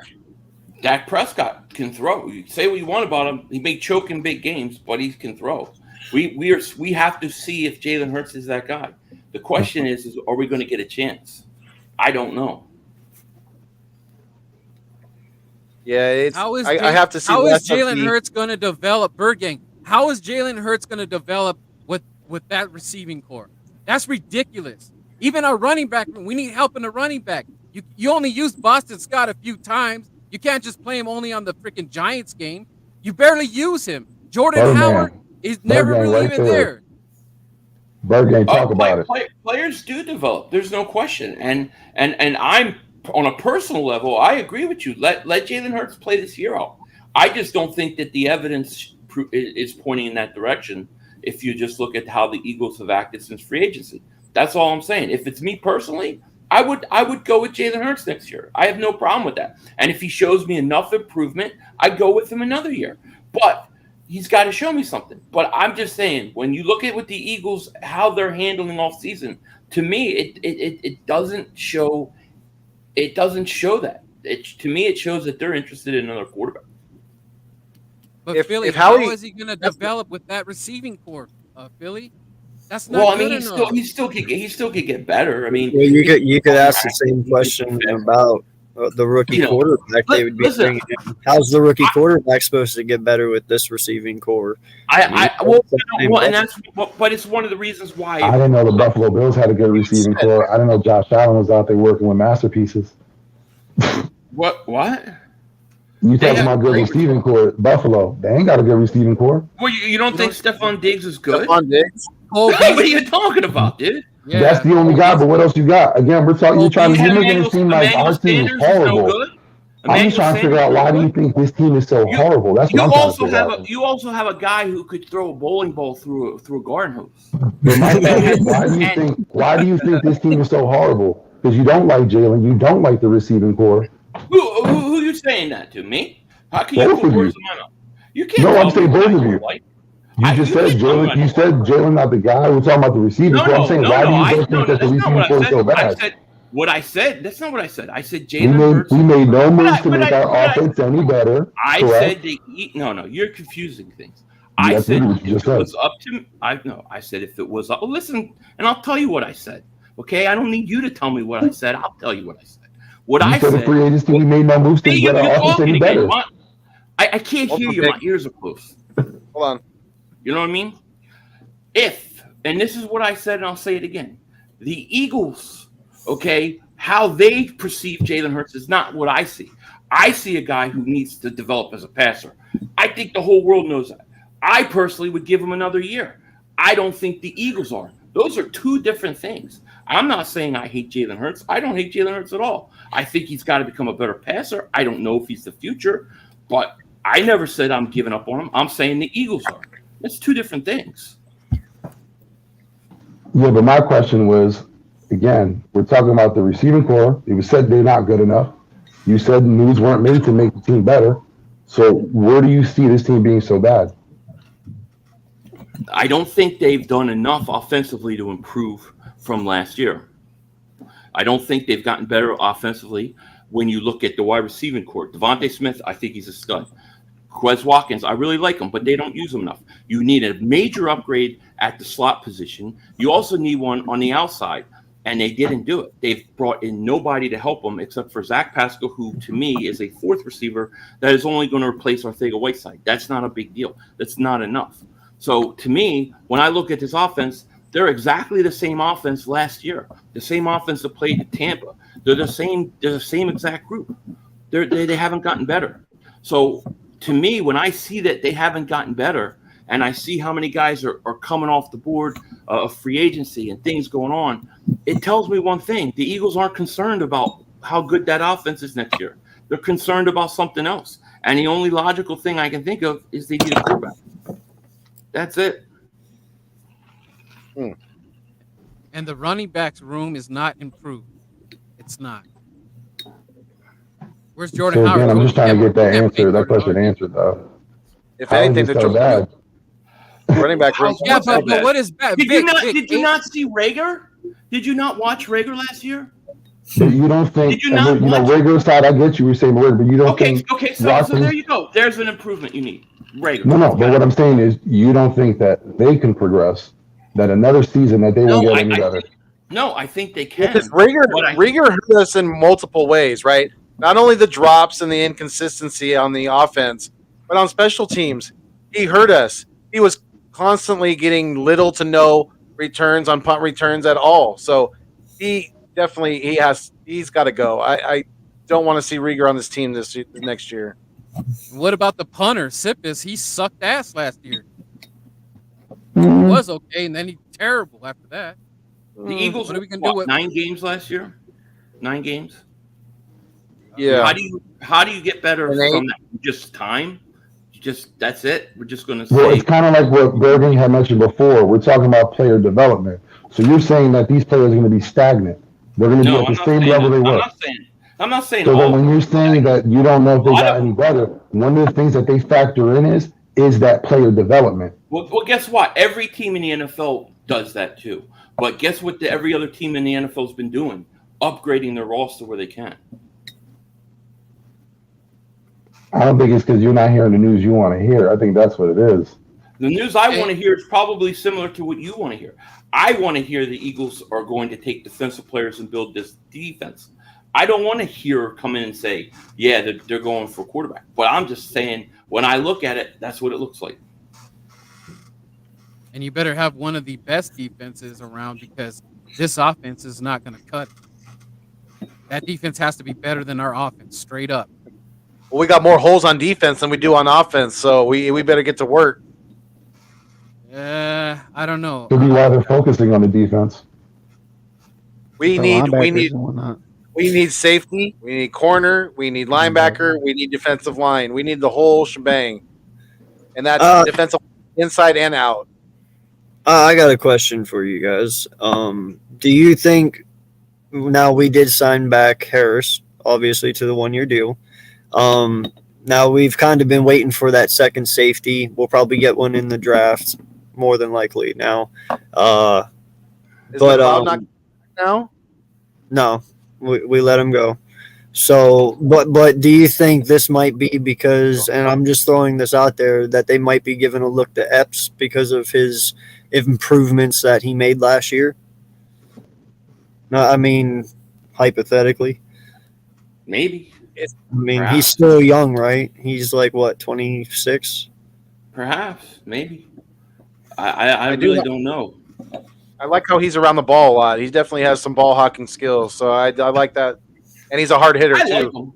I like him. I don't think he's a legit starter, but we'll see. I mean, we'll see how he develops. Yeah. Yeah, they might be trusting in those young guys. They got to see what they got out of them. Well, it looks like that's what they're going to do because they're really being pretty much the first, second, and we're already in the third wave of free agency is gone. So you're kind of limited now. You know, that's my whole point. We can't even get Julio Jones if we want. He ain't coming here. No. Receivers aren't coming here because we're not going to get enough targets because we're still working on Jalen Hurts. They got Emmanuel Still Sanders out You there. guys, too. you guys really think that? You think They're not going to come here? They're not going to come here because of Howie Roseman. That's why they're not going to come here. And especially if 500's theory comes to fruition, and we do take a quarterback in the first round, and he goes back on his word of saying that Jalen Hurts was his quarterback. That's making things even worse. Of course it is, but I mean that's cementing his snickishness. I don't even. Yeah. Around the league. Listen, Yes. I respect Vic. I respect what he's saying. I love the conversation. I want him to know that. I do.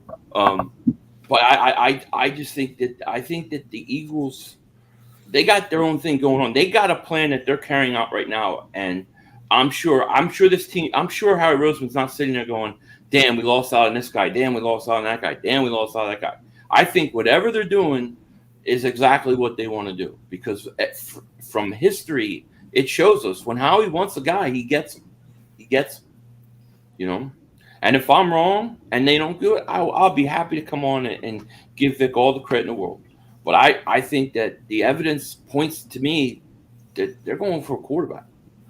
I just got that weird feeling. And like I said, it's not what I wanted. I wanted David Ojabo. I mean, I've been talking about Ojabo, and Jordan Davis. Like, I wanted to focus on defense. But it just... And Philly, if that theory is true, then that means the Eagles have officially hit the restart button again. Can you believe that? If that theory is true, well, I mean what do we have to look forward to? But they kind of hit the reset when they got the 3 first-round picks. If we believe that they were in the Deshaun Watson, they're trying to get Russell Wilson, that they're making all these calls about quarterbacks a year ago, and then it happens this off season, and the same things are coming up. It tells you that it tells me that they don't believe in Jalen Hurts. That's what it tells me. And that's not my opinion of what they should do. But that's the only way I can look at it. Because I really think the other thing that you got to look at is his rookie contract. The time to really go and spend a little more money is take advantage of that rookie contract. That's what the Eagles did with Carson Wentz. And they're not doing it with Hurts. They're letting him go right through his contract. He's a second-round pick. He's even cheaper. So why not take advantage of that? Sure, you're going to have to overpay in free agency. That's what free agency is. But they're not overpaying. They seriously let a lot of guys go that could have made Jalen Hurts' life a lot easier. Philly, how the hell does Howie go from building an all-star cast to this? You know we need a big body receiver in the red zone, dude. Why? How do you let? No matter what, if he leaves it like this, I feel so bad for Jalen. This is not enough. I'm sorry. I don't think it's enough either. Howie is not enough. I think Howie is leaving. He's leaving himself the door open to escape out the back door once again, because he could blame it on Jalen. I know Jalen was his pick, but if Jalen doesn't succeed with the weapons that we do eventually put around him this next year, then he's got an excuse to move on and to go elsewhere at the quarterback position, and to keep the limelight off of himself, and point the finger elsewhere, so to speak. I mean, can you imagine if we had a Cup or Renfro or something like that? I'd be excited for this offense. We could have had Robert Woods, but he didn't want to come here though. We could have given him easily a 6th-round pick. Howie could have made the move. Howie just did not to do it. He's but those guys are chasing that bag. We all know that. Doug Peterson set the tone. Though, everybody was chasing that bag. Everybody's got to get paid. And I've been Doug overpaid. That was like the point where I think I heard someone say this before. Like people aren't thinking about the championship. They're getting that money because you got to think championships are finite. Not everyone could win it. 32 teams, only one Super Bowl champ. So if you know you're not going to be in a position to get with a championship team, make that money because again, you got to think about life after football. You got to set your family up or whoever. You got to set yourself up. So yeah, I don't discount them for doing it, but yeah, that's what it looks like. Everyone is trying to get the bag. Let me ask you something. If we did a move like what Miami's doing over there for Jalen, how would you feel about that? But he's got Waddle. I would say that they're trying to make. I would say that they believe in Jalen Hurts, and they're trying to put him in the position to succeed the most. That's how I would look at it. I would think, man, they are really trying to help Jalen Hurts out and get him some weapons and get him going. And to me, I look at that like they believe in him. They're committed to him. That's how I would see it. Can I ask a question? Yeah. For Miami, do you think they see that in Tua? Yeah, I don't know what they see in Tua. I think they're giving him weapons. Yeah, well, maybe they do. But the other thing with Tua is that, and this plays a factor, is that he's a first-round pick. He's a high first-round pick.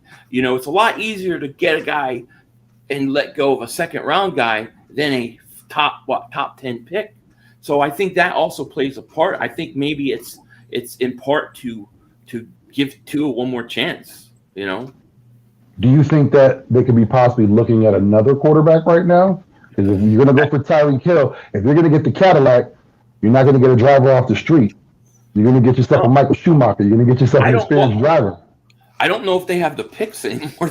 I don't know what picks they have left to trade. So I would say probably not. I think they're probably going to stick with Tua. But you never know. I mean, I guess Garoppolo's still out there. Baker Mayfield's still out there. However, like I said, they've got no first-round pick now. They traded their second-round pick. They traded, a third and a fourth? They trade a lot of picks. So I don't even know how they would get a quarterback. Maybe we can give up Minshew, and then get a pick or a player or something. Yeah, maybe. Maybe. I think the Eagles are going to draft a quarterback. I just think they're going to draft either Willis or Pickett, and then I think they're going to sit them behind Hurts for a year. That's what I think they're going to do. And that's trading all three? I don't know if they'll trade all three. I think they're willing to do that. I don't think the Eagles got 3 first-round picks for nothing. And what about the Philadelphia media would love that, to go crazy for a whole year to have Jalen Hurts with another quarterback behind him.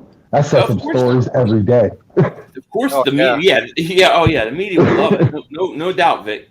No doubt. But I think that's what they're going to do.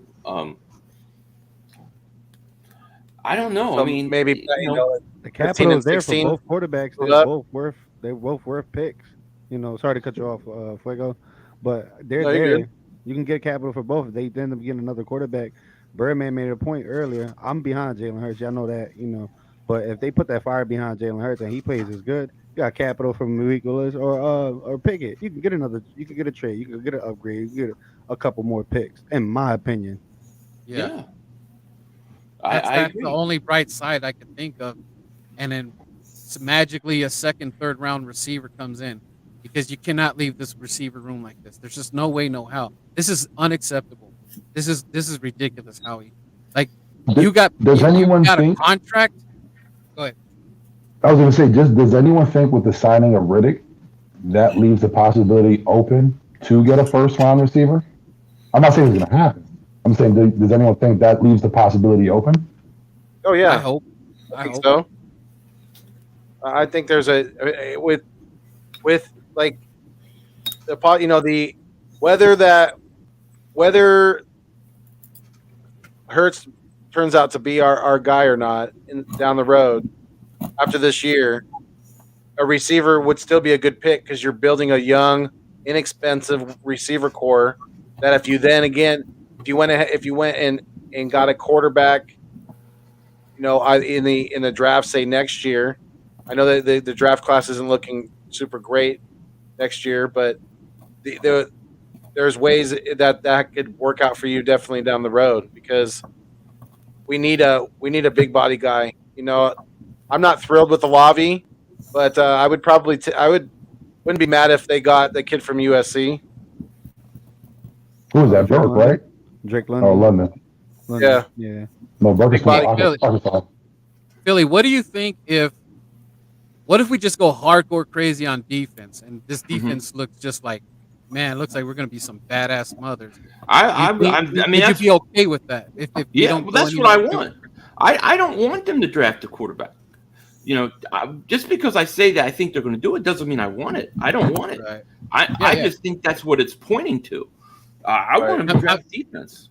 So you would, I think myself, I think we could breathe a little bit better if we do get some badass mothers. Because I want some dogs in here. If that's a theory, you better nail this defense, okay? Because I'm tired. I don't want to keep looking at Micah Parsons all freaking day and like, Jesus Christ, we got to face this guy out. Because him alone made Dallas better. And he was all over the place. I want that too. If we're not going crazy on offense, then you better make sense on this defense.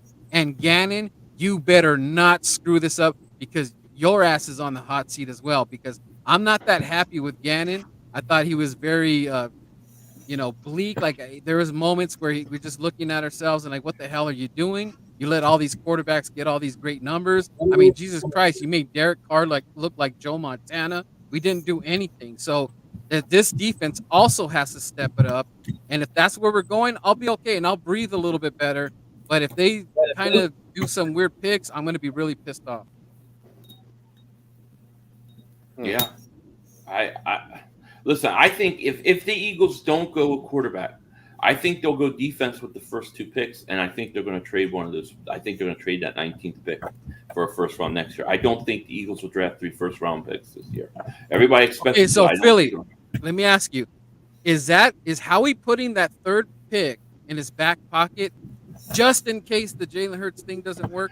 I think you have to. I think you have to. If you're going to go with Hurts and you're not going to get drafted quarterback, which that's what I want, then you got to have some sort of insurance next year, to try to get up. The question is how far are you going to have to go up? Think about it. Let's say the Eagles decide they need to go draft a quarterback next year. From some of these guys coming out, you're looking at top 5 picks. How are you going to get to the top 5? I don't know, man. Now, Andre Dillard's not even enough. You're going to have Andre to do Dillard. You're going to have to have you're going to have like 2 first round picks in 2023. You're going to have to trade 2024 first round. You're going to have to trade some picks, man. So to me, this is one of the reasons why I think this team may pull the trigger this year because they've got the ammo. This is when they have the ammo. They don't have it. It's right now. They have it now. I know it's a frightening thing I bring up because 3-4 days ago that was not my thought process. But the more that I just sit back and try to think what the Eagles are thinking, the more sense it makes to me. It just does. Right. Everybody has that thought when we go in every day. Like, we're Howie. Like, what will we do? Everybody got their own opinions. Like I said, everybody in the show, everybody in the chat, this is our opinions. We're not saying this is going to happen. This is just scenarios that are, we're creating in our minds. Like, Howie is just, how he thinks. And I agree with Birdman. If he does some Howie things with them first 3 picks, I'll be pissed off too. He's going to do something that's going to shock us. It's going to happen. Yeah, I have just hope he has more than one plan. I don't want one set, certain players. I want multiple scenarios because this draft, it's going to be crazy. Yeah. And also, I just want to say, Vic, I want to apologize if I got a little heated earlier, man. I just want to make sure, man. Listen, man. This is all conversation. If it's heated, it's heated. Whatever. You know what I'm saying? You have your opinion, I have mine. Absolutely. Everything is good. Respect. Okay, I just want to make sure that I wasn't too much of it. Like it didn't lose.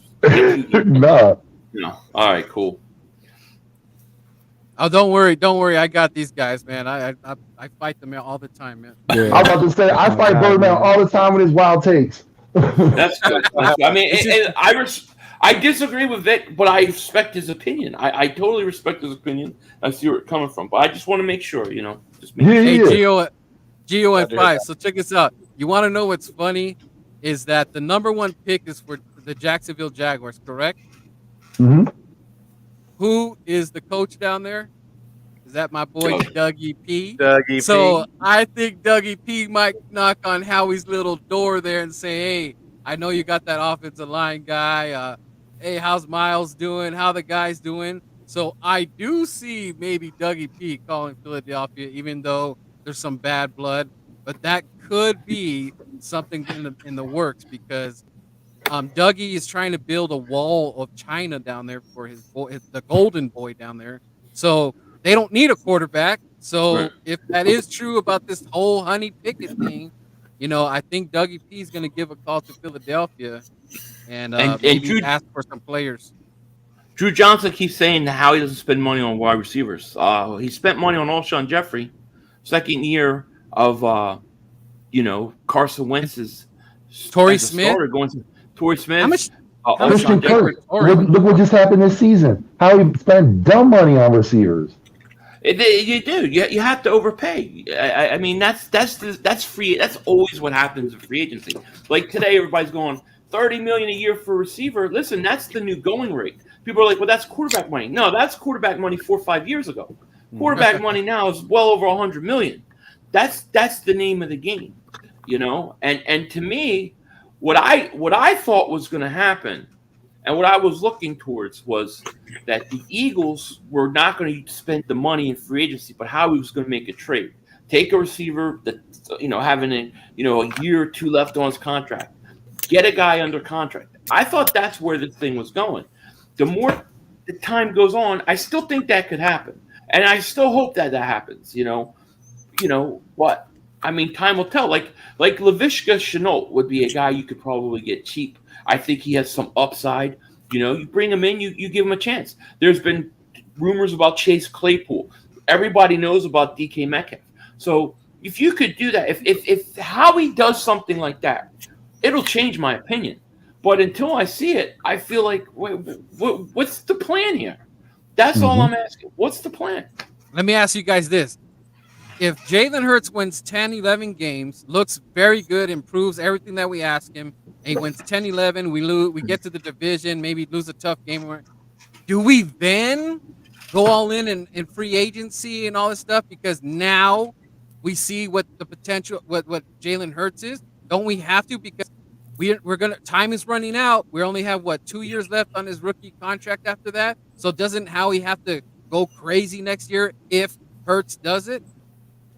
But when you say going for free agency, what do you mean? Like, what are you going for? Like spending all this money, getting that wide receiver, whoever's going to be free. Like, doesn't he have to spend this money to make Jalen even get to the top? Don't we have to do that? I mean, you have to look at it at that point in time at the season because we don't know how much. What happens if Devontae Smith continues to get better? What if Quez Watkins has a great year? And maybe it's not an important thing. You draft a receiver in the first or second round. So you just don't know. I think the thing with Hurts, to me, it's not even about the wins. It's about the eye test. Does he look like he's improved dramatically at passing? And if he does, So if it's 10, 11, he improves.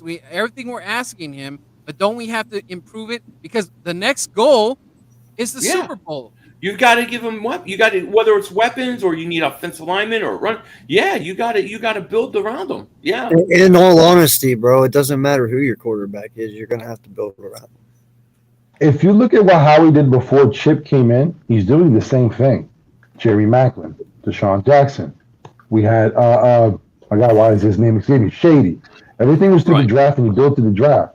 I think that's why he didn't go out for the free agent right now because he's trying to follow that model. remember one thing though. Those picks, the McCoy pick, the Deshaun pick, those were Andy Reid. Andy Reid made those picks. This is my big problem with Howie is him evaluating. And now you may be right. He may be looking at it going, that was the model I'm going to use and I'm going to do it again. And he very well may be true. But when they brought those guys in, McCoy, Macklin, Deshaun, McNabb was still the quarterback. And then we went right to Vic. So no, I think they still had Vic at the time. I think Vic was his guy at the time. Vic was backing up McNabb. Remember McNabb 2008 It was Vic Foles. Vic Foles came in 2012. Vic Foles came in with Chip Kelly. That was the last quarterback that Reid drafted was Foles. Fourth rounder. Chip Kelly was 20. So it was Vic Foles, and then it went from Foles to whoever came on afterwards. The backup. They traded Foles. Chip Kelly traded Foles for Stinkford. Yeah, that's when he kept Vic. That's right. Yeah, that was a horror. I mean, that was so stupid. But yeah, he dismantled that what Howie built. That's what I'm kind of saying. Like, I think he's trying to get back to that because it did kind of work, and it kind of like what he had in 2017 was. There was that kind of there. He needed to fill in the pieces. But I think that's where the free agency came in. Deshaun's rookie year, McNabb was the quarterback. McCoy's and Macklin's rookie year, that was the last year McNabb was the quarterback. Mm-hmm. And then it went right to Vic.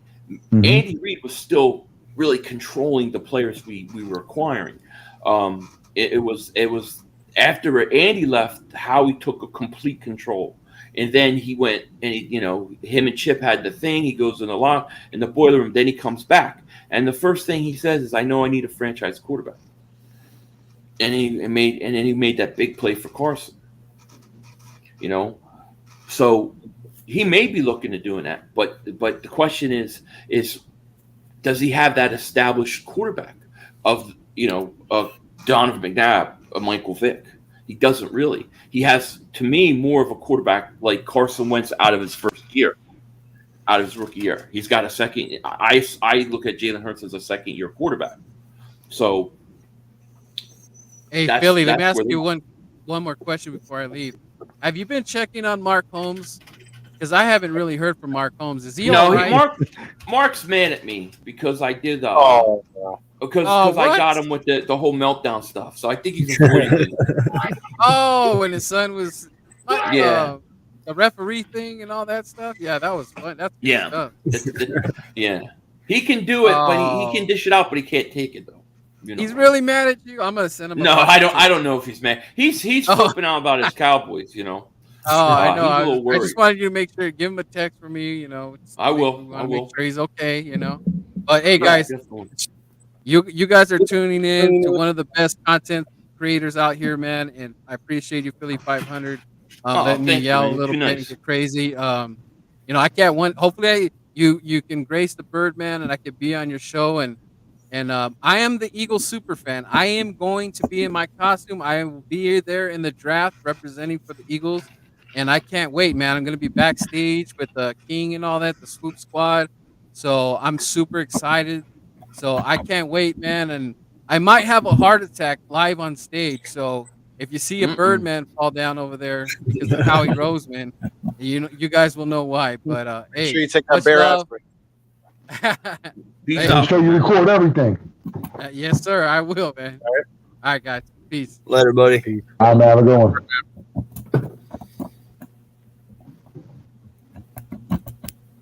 Yeah, so 500. What are your feelings on Miles Sanders going forward with the team?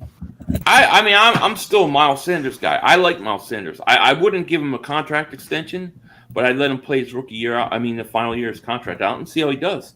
I think, I just think if Miles could stay healthy, because when he plays, he produces. You know what I mean? I'd like to see him a little more in a passing game. But I'm a Miles Sanders fan. I am. Yeah, I'm starting to worry that's going to be the big if with Miles Sanders' career. Man, if only that guy could have stayed healthy. I'm worried that's going to be the big if with him. Right. And you got to wonder what they're going to do with the running back position because they brought Ball Scott back. Right. Is Howard still there? I can't remember if Howard's still under contract. Yeah, not yet. Hasn't been signed yet. No. Jordan Howard. So if you're really going to be a run first team, you've got to bring in another running back, man. You know. Are you drafting one? I probably would draft one in the mid rounds because I think it's easier to draft a running back than almost any other position. Originally, I was thinking maybe Leonard Fournette, but then as soon as Brady came out of retirement, he was going back to Tampa. Mm-hmm. So, but I mean, look, if they're going to be a run-first team, they got to get another running back and get somebody that can play. I like Jordan Howard, but he's never healthy. Never healthy. We got a couple of guys who just can't seem to stay on the field. I mean, I know the running back position is one where you're getting hit a lot, obviously, and you're taking a lot of punishment, taking a lot of abuse. But yeah, we got to get some guys that can, what do they always say? The best ability is availability, right? So they got to be out there. I've always said it, man. I'm pretty much taking a halfback damn near every year. For the most part, hey, I'm a running back by committee type guy. I don't mind having two solid halfbacks. Most people are like, oh, well, you only need one. No, I like having two. I like what Cleveland did with Hunt and Chubb. I don't mind that. When you can have two bruisers like we did, in 17 with the G.O.A.T and Blunt, like that, it helps having two really good halfbacks. So I have no problem with that. Cleveland got four. They got four when you think about it. You got Johnson and you got Felton. So, they followed your model to a T. Yeah, they're deep. And listen, especially if you're going to be a run first team. I mean, are we asking Jalen Hurts to do more throwing, or are we going to run more? So this is a whole nother thing. And talking about building around Jalen Hurts, it's not just receivers, but you also need to be able to run the ball. I mean, all that stuff helps Jalen Hurts. And this brings me back to what I'm worried about. I don't see any of that being addressed, and I know it will in the draft, but sometimes rookies aren't ready right away. I would like a more secure guy that I know could come in right away and play. I still think you need another. I still like to upgrade the right guard spot. To be honest with you, I'm not a big Sayamalu guy, so they need some help on offense besides receiver. Let me ask the question. We talked about Miles Sanders. What do you think about Kenny Gainwell and him progressing next season? I like him, and I hope he takes a step. One of the things I like not to do is I like to hope guys progress, but I don't like to. I kind of don't want to put all my faith into it until I see it. So I'm hopeful he'll progress, but I got to see it before I can see how much I can count on him. You know what I mean? Yeah, especially with the bad luck and maybe just in bad player development we've had at the running back position for the most part over the last 10 years at least. I mean, it's been rough. I thought Corey, after seeing what he did in the Super Bowl and as a rookie, Corey Clement, he's gone. I mean, he's been gone for a couple years now, and it's just sad to see some of these guys not be developed the way they should be because I think we're missing out on some talent there. Josh Adams was the biggest travesty. Oh, yeah. I think they're gonna draft the running back, like mid rounds. I expect it, but about third round, we'll see. Probably. Yeah, third, fourth. I'm telling you, I'm not comfortable about free agency right now. I'm just not. No, man, I will agree with you. I thought we were going to have a lot to talk about. Our heads would turn every day. Every morning we would wake up, something would be there. I figured that would be the way it was, and then it completely was the opposite. So I was just as shocked as you were. I have no idea what the heck is in store for us. All I know is when it happens, you're going to know because it's going to be big. I will say one thing that maybe backs up Vic and his theory. The Eagles thought that they had. Oh, hell! Stupid Siri went off. Sorry. Yeah, you're good. Sorry, Siri went off. Listening all the time. Well, I was say something back up Vic's theory is the Eagles. They made a play for Calvin Ridley. They Yeah. almost had Calvin Ridley. Now They tried. that is the kind of move that I would have been like, there you go. We believe in Hurts. You tell me right now, we have Calvin Ridley and Hassan Reddick in free agency. I'm a happy man.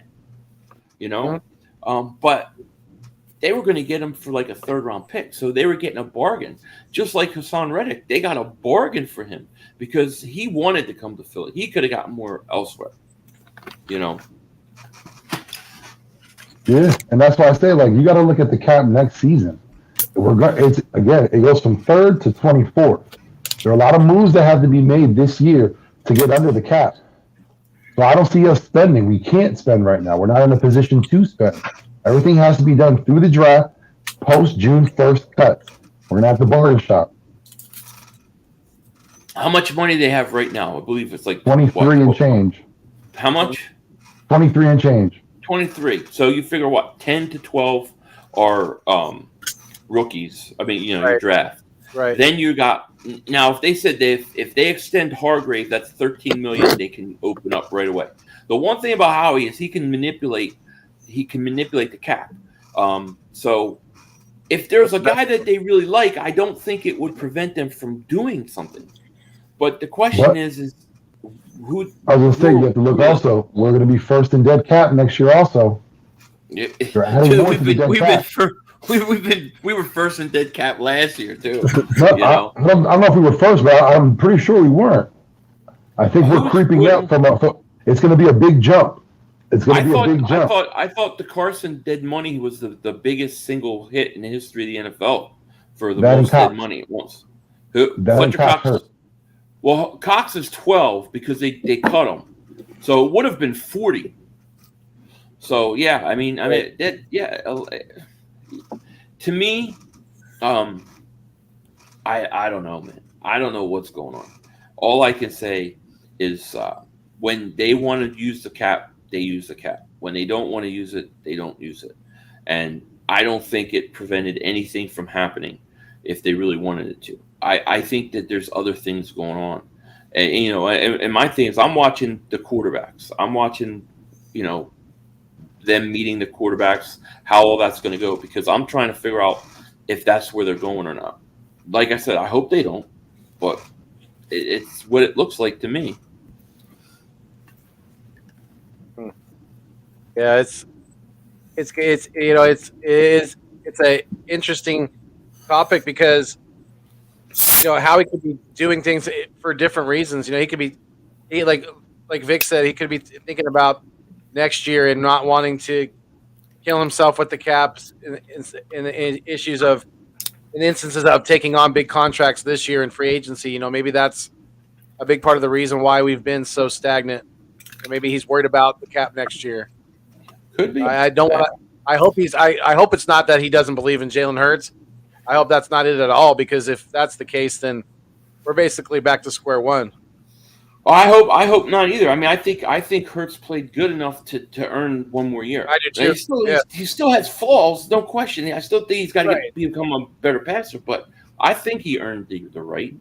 But when you see all this stuff about all these guys, Deshaun Watson, Russell Wilson, everything the Eagles quarterback-wise are in to reported offers, then it makes me wonder, well, how much can he really believe in this guy?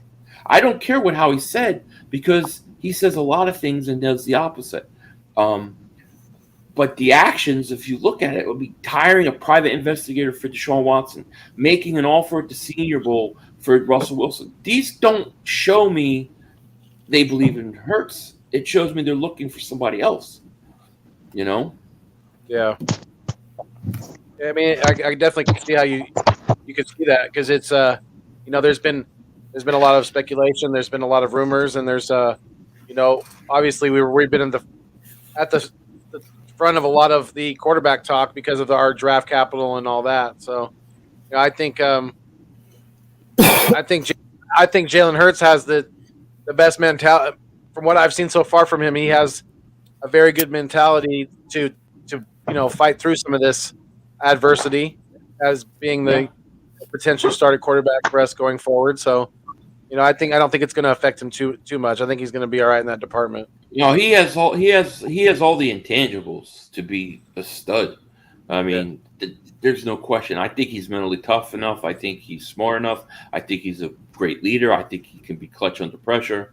To me, it's not a Hurts issue. It's a Eagles front office issue. Like, what's really going on with them? That I don't know.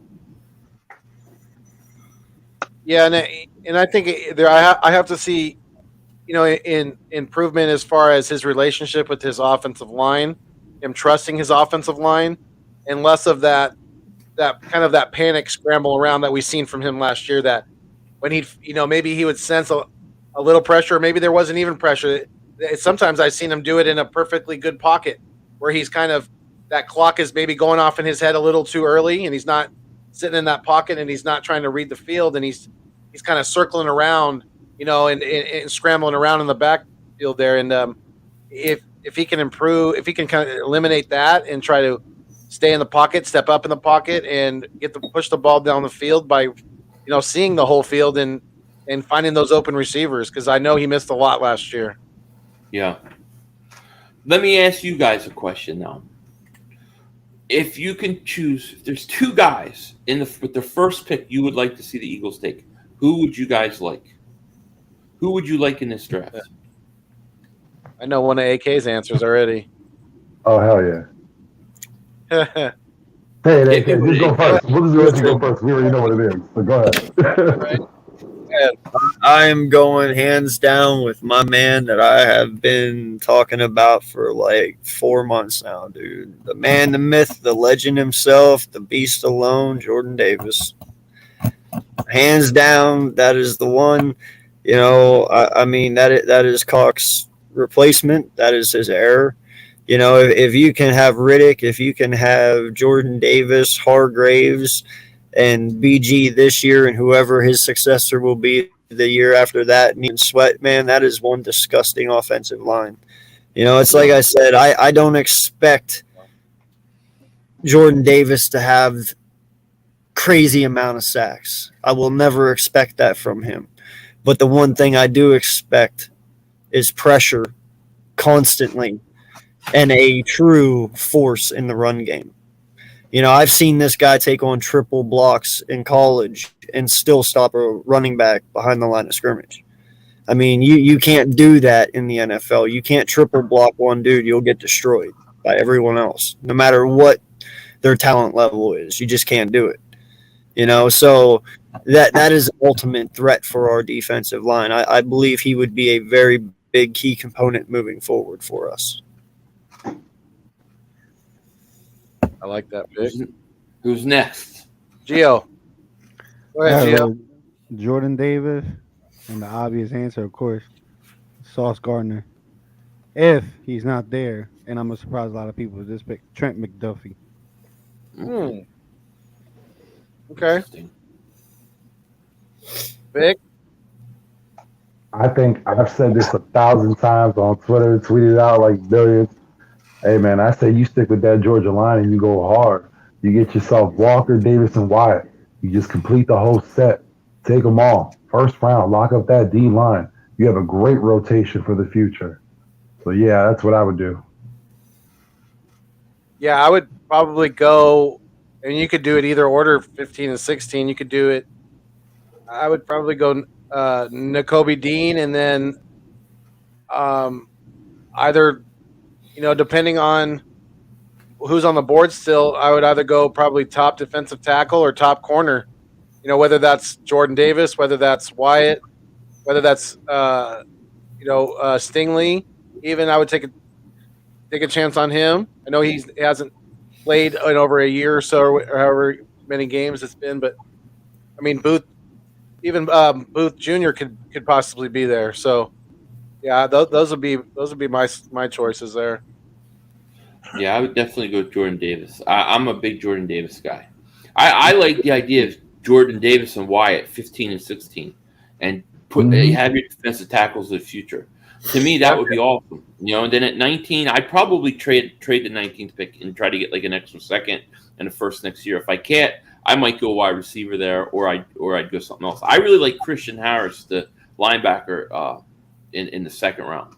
That's where I want to get my linebacker right there. Got you. I wanted David Ojabo. That was my guy. But that's what I wanted to ask you. I wanted no part. Actually, because you know what, I was actually an Ojabo fan too. You know, I actually was saying, hey, I'd take Ojabo at 15, I'd take Davis at 16, and then I'd probably. That's what I wanted. You know, I was all for that. You know, but I got to ask, would you pull a Sidney Jones on Ojabo? Would you take him with a second, even with his Achilles tear now? Great question. No, I would not. Achilles scares me. You never know how guys come back from Achilles. Defensive lineman a little easier than like a corner. I don't think now third round I might do it, third or fourth, but I can't risk it because I just can't risk my second round pick. I need a starter. I need to get a player that can play in the second round. So I wouldn't do it. I would not pull the Sidney Jones move. Well, wonder if they traded the 19 and you get 2 seconds. Would you use a second on him? Probably if you had 2 seconds to play with? No? I still wait till the third. I'm going. I would probably go. I'd probably go linebacker and wide receiver in the second. There you go. Christian Watson in the second. Yeah. Yes. Yeah. Let me ask a question. In reference to Ojabo, do you think any team, because it looked pretty bad, do you think any team will be willing to go after him? Somebody will. You never know. Somebody might. You know, like I could see a team like the Kansas City Chiefs or a good team that is going to stash him for a while and Cincinnati. Rush. But I still think. I think like when the Eagles took Sidney Jones, they took him where they could have waited. Like I think you could wait till the third round at least to do it. You know. I would love it. If they did third round, I'd love it. I'd love it in the third round. I think the Ojabo will be gone before the third round. I think someone with takes a player like that, you got to have a mindset like, all right, if he's there at the fourth, we'll take a flyer. If not, then it's no loss. Like you got to have that mindset, not trying to jump up to get him. Right.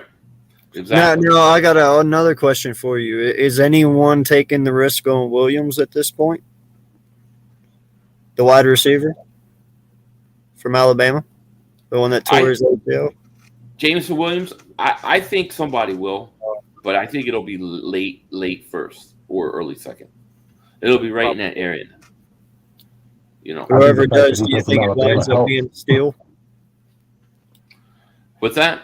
I said he could be a steal. Yeah, he could totally be a steal. What did he have? An ACL? Yeah. Yeah. Yeah, I mean, the guys come back from ACLs. You know, the Achilles is what scares me. It's what scares me about Brandon Graham, especially older. Sometimes you just don't recover from that, man.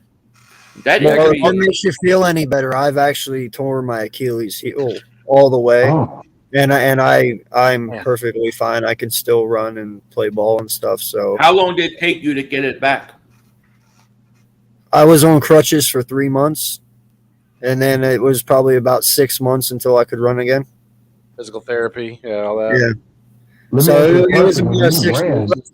Like 500 said, that's the scary thing about Achilles heels is all it takes is one little tweak of the calf, and then you could be you're in that area of partially tearing it again or something like that. You could do that easily happen. Well, see, and what happened? Were you scared? No, not really. You kind of know. You know, how, from previous how your ankle feels, but no, honestly, what happened is, you know how in middle school how they used to make us do like the physical test during gym class, you know, how many pull-ups you can do and the sit-ups and all that. Well, back in middle school, man, believe it or not, even though I'm 6'1" now, I was a short shit. Okay, so I actually had to use the mats to climb up to pull up, you know. Well, when I went to get down, I let go, and when I did, my toe caught the edge of it, which sent my foot forward, and it completely just ripped and separated my Achilles heel. And dude, that was probably the worst pain I've ever felt. But no, I mean, it really isn't. I never even think of it. I've never had any pain after I tore it. I've never even came close to tearing it again. So I don't think about it. That's good. Yeah, that's a tough injury. That's an injury that always scares me a little bit. You know, and especially like with Sidney Jones because he's a corner, and you got to stop, go, and be. You know that's what scares me. the thing with like Ojabo is he's also very, very raw. Like he hasn't played, he has to learn. So, you know, if he was like the best pass rusher and was a top 3 pick, then maybe you do it in the second round, you take a flyer. But because of how raw he is, I think he third or fourth round is a good time to do it. But I could tell you why. That's total Howie Roseman move too. It's a total Howie Roseman move. Oh no. Because you got to think about it too, though. Like you said, he's a raw player, so it would take time for him to acclimate himself. Now we're talking about an injury that's 1, possibly 2 seasons out from you playing. Yeah, So, I think the first year you don't play him at all, and then you're talking about a 4-year investment. Mm-hmm. Yeah. Well, and not just that, but you have to look at it this way too, man. You know, if 500 was talking about how raw he is, you know, and this kid worked himself to a top 15 pick for how raw he is. So might he be better than per se the person across from him after a couple years of getting really good? Because you saw how good he was already. You know, before the injury. Before the injury, I said that I thought if he develops, he could be the best defensive end in this draft. Exactly. That's how much I thought of him. So you got to keep that into perspective. I mean, even though he is raw, the kid really had something going for him. And I get it. Aiden Hutchinson was across from him. He took a lot, but that kid still demolished people. Like, he truly did. Yeah. What I loved about him was he actually strips the ball. Yes. How long has it been since we see guys actually knock the ball out of the quarterback's hands? Right. It's been a long time. Imagine if you could have 2 BGs. Yeah. That'd be awesome. Yeah. I liked him a lot. He to me, he looks like Jason Pierre-Paul when he was young. But man, that injury, that's just brutal. It's just sad, dude. Yeah. It was that nobody went over. None of those guys went. I don't know whether medical or anything. Nobody went over to help him. Or no, the guy walked over and walked past him to pick up the football off the ground. Yeah. Dude, I showed and that. it's crazy because it was a pro day. You would think someone from Michigan would at least come out. Seriously. I showed that shit to Ange, right? I said, look at this. I said, this is so sad. She's like, what? And she's seen it. She's like, what? Even she asked what at first. I was like, do you not see the guy like holding his ankle screaming? She's like, yeah. I was like, do you see anyone helping this man? And then once she noticed it, she's like, oh my God. I was like, yeah. I was like, tell me that don't show you don't give a shit. Yeah. Like, that was terrible, man. They're basically like next guy. You know, that gives the NFL a bad image, dude. Right there, like you just don't care. That's bad. But, like Darius Slay said, that's the cold hard truth. That's how the NFL sees you. You know, but you got to think about it too. These people's jobs are dependent on their health. If you're not healthy, they want nothing to do with you. Yeah. Yeah, it's true. The question I wonder is, did he already take out an insurance policy on himself? A lot of these guys do that. You know, I would hope he did. But everything about that kid, like personality wise, the kind of kid, like great character, man. Like I really liked that kid. I liked what I saw. I did too, and I was hoping that he was going to stay healthy. We were going to possibly draft him, and Brandon Graham could have really put him under his wing. Yeah. I mean, I would look at Aiden Hutchinson, and I'd be watching, and I'm watching Aiden Hutchinson, and I can't stop looking at this other guy. And I'm going, who the hell is that guy? And it's Ojabo. He just pops off to me, man. It's a shame. It is. Didn't he run like a 4.5 too? Yeah, 4.55. Yeah. Yeah. He needs to put on weight though. I mean, he's I think he's 250. He needs to get like to 270. What I liked about him was he had very violent hands. He's very good with his hands. Yeah, he reminds me of a young Javon Curse. If he puts on that weight. If he puts on that weight, you know what I mean? Like he has that freak, you know, that ability. Doesn't have that wingspan, but Javon Curse, crazy wingspan. He's just he's explosive off the snap of the ball. And then I just love the idea that you strip the ball from these quarterbacks, man. Yeah. Especially when we play Washington. That's going to be easy to do. Of course, I gotta ask you, man. I gotta ask you. I want your take on that. You know, how do you feel about that? You know, because I'm loving it. I like it because I like I like whatever turns up the rivalry. You know what I mean? Dude, something's got to be wrong with Carson Wentz. I mean, he goes to the Colts. He throws 27 touchdowns, 7 interceptions. Yeah, he blows some big games, but they wanted him gone. They wanted him gone. There's something in his personality that rubs people the wrong way. It just has to be. Has to. You know? Let me ask you what you think about that yellow blazer. The yellow blazer? What do you mean? He was wearing a yellow blazer. At his press conference? Yeah, that's right. Oh, Looks like he was on the Masters. And it was his. Yeah. It wasn't something that was purchased. It was his. He just got it tailored. Yo, he looked like a hot sausage in a bun. Okay, I'm just gonna say it. You guys from North Dakota, There's that Tiger Woods, that Tiger Woods brand line. Yeah, he fits the color scheme. He does. He does. I would not want to be on the team called the Commanders in the NFL. I can't get by that name, dude. I don't like it. Sounds like an arena league team. It does. It sounds like arena. USFL. Yeah. You know what's? Oh, sorry, my bad. No, you're good. No, I was gonna say, you know what? You know what's even worse than that, man, is they're looking at trying to make him sell the team now to try and force. Are they out? The NFL's looking at trying to do that, and if that's the case, somebody else is going to buy the team, and they're probably going to go through this whole process again. Yeah, I would change the name right away. Yeah. I think they should just go back to the football team. I was getting used to that. I know, really. No names were better than that name. Exactly. Yep.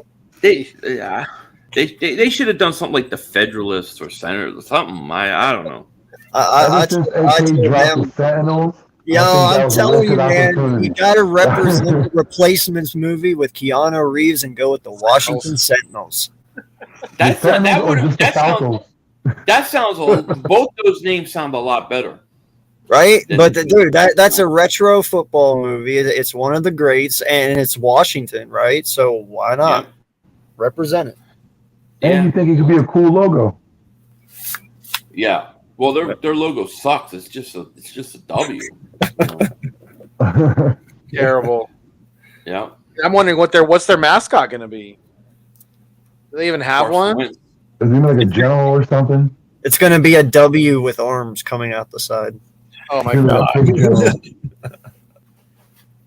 Yeah, it's going to be bad. But I can't wait to play them, though. I can't. I think that's going to be fun. Man. I want to see Week 1, Eagles, Washington, and Philly, Monday Night Football. Do you think Carson lasts his whole contract? He's going to get booed off the field. I think he played. I don't know how many years has he got left on his contract. What is it, 2 or 3, right? 3 years, I think. I think he plays 1 year. I think Washington's taking a quarterback too. So, really, yeah, I could see it. So I think he plays 1 full year and then he's somewhere else. I don't even think he beats out Taylor Heineke. Really? Wow. I think he'll beat him out. I don't think so. Yeah, that's what I was with AK on that one. I don't think he'll beat out Taylor Heineke. I don't think so, bro. Listen, that kid's underestimated, man, and that team actually plays good under him. They really do. You know, before all the injuries, before they lost Logan Thomas and stuff, he had that offense going pretty well. You know, you get these weapons back and stuff. Dude, Taylor Heineke has a good head on his shoulders. Carson Wentz does not. We know that. So he already beats him there. And he can throw the ball. You know, so I don't think Carson beats him out, honestly. That's going to be interesting. That would be very interesting. If Carson doesn't beat him out, that's it. He's going to be a backup in the league. Yeah. This is his last chance as a starter. Oh, yeah, for sure. Maybe he could reunite with Doug. Yeah. I think Doug's going to do a good job in Jacksonville. Actually, I don't understand Christian Kirk paying him, making him your number one receiver, but I kind of like Lawrence a little bit, and I think with Doug, I think he'll be decent, dude. I really do. I actually said it, man, and I've already been recorded saying it. if Doug does not make the playoffs this year, he's going to sniff it. He's going to get very close. But I do have him making playoffs next year. No matter what people think about him, I still believe in Doug. I still think he was a great person. He is a player's coach. People want to play for him. He'll be good in Jacksonville, and I think he's going to do great things down there. And I hope nothing but the best for him. Yeah, I agree. It's just a tough division. It is. It's going to take a lot, but he can do it. Yeah, I agree. The Washington Wankers. That's a better name too. That's pretty good, Bobby. That's a way better name. I like that. So 500. What do you think? Are you excited to watch some of these new players and their new teams? You know, obviously the AFC West got better with Russell Wilson. They just lost Tyreek Hill. He's now in the in the AFC East. So it's going to be interesting. That division's got to be kind of more wide open now, don't you think? The AFC West. I think that's the best division in football. Obviously, I mean that is stacked. I think the Chargers though are going to make a move. Though. Thank you. The Chargers are good, and it's gonna be really interesting. That's gonna be a fascinating division. The whole thing's fascinating. Like Deshaun Watson in Cleveland's weird, and then what's gonna happen to Baker Mayfield? Like where does he end up? Like the whole thing is crazy. And what would somebody give up for him?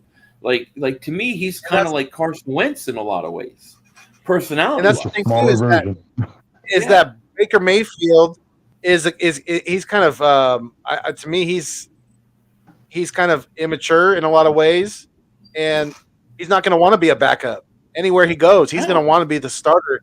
If he goes to, let's say he goes to Pittsburgh, he's not going to be wanting to sit behind Trubisky. No way. Baker Mayfield's not going to have that. I couldn't see Cleveland trading him within the division. You know, I couldn't either. Yeah. So how about Seattle? I mean, Seattle, they got the firepower to trade for him. You know, the question is what are they going to do? They may draft a quarterback too.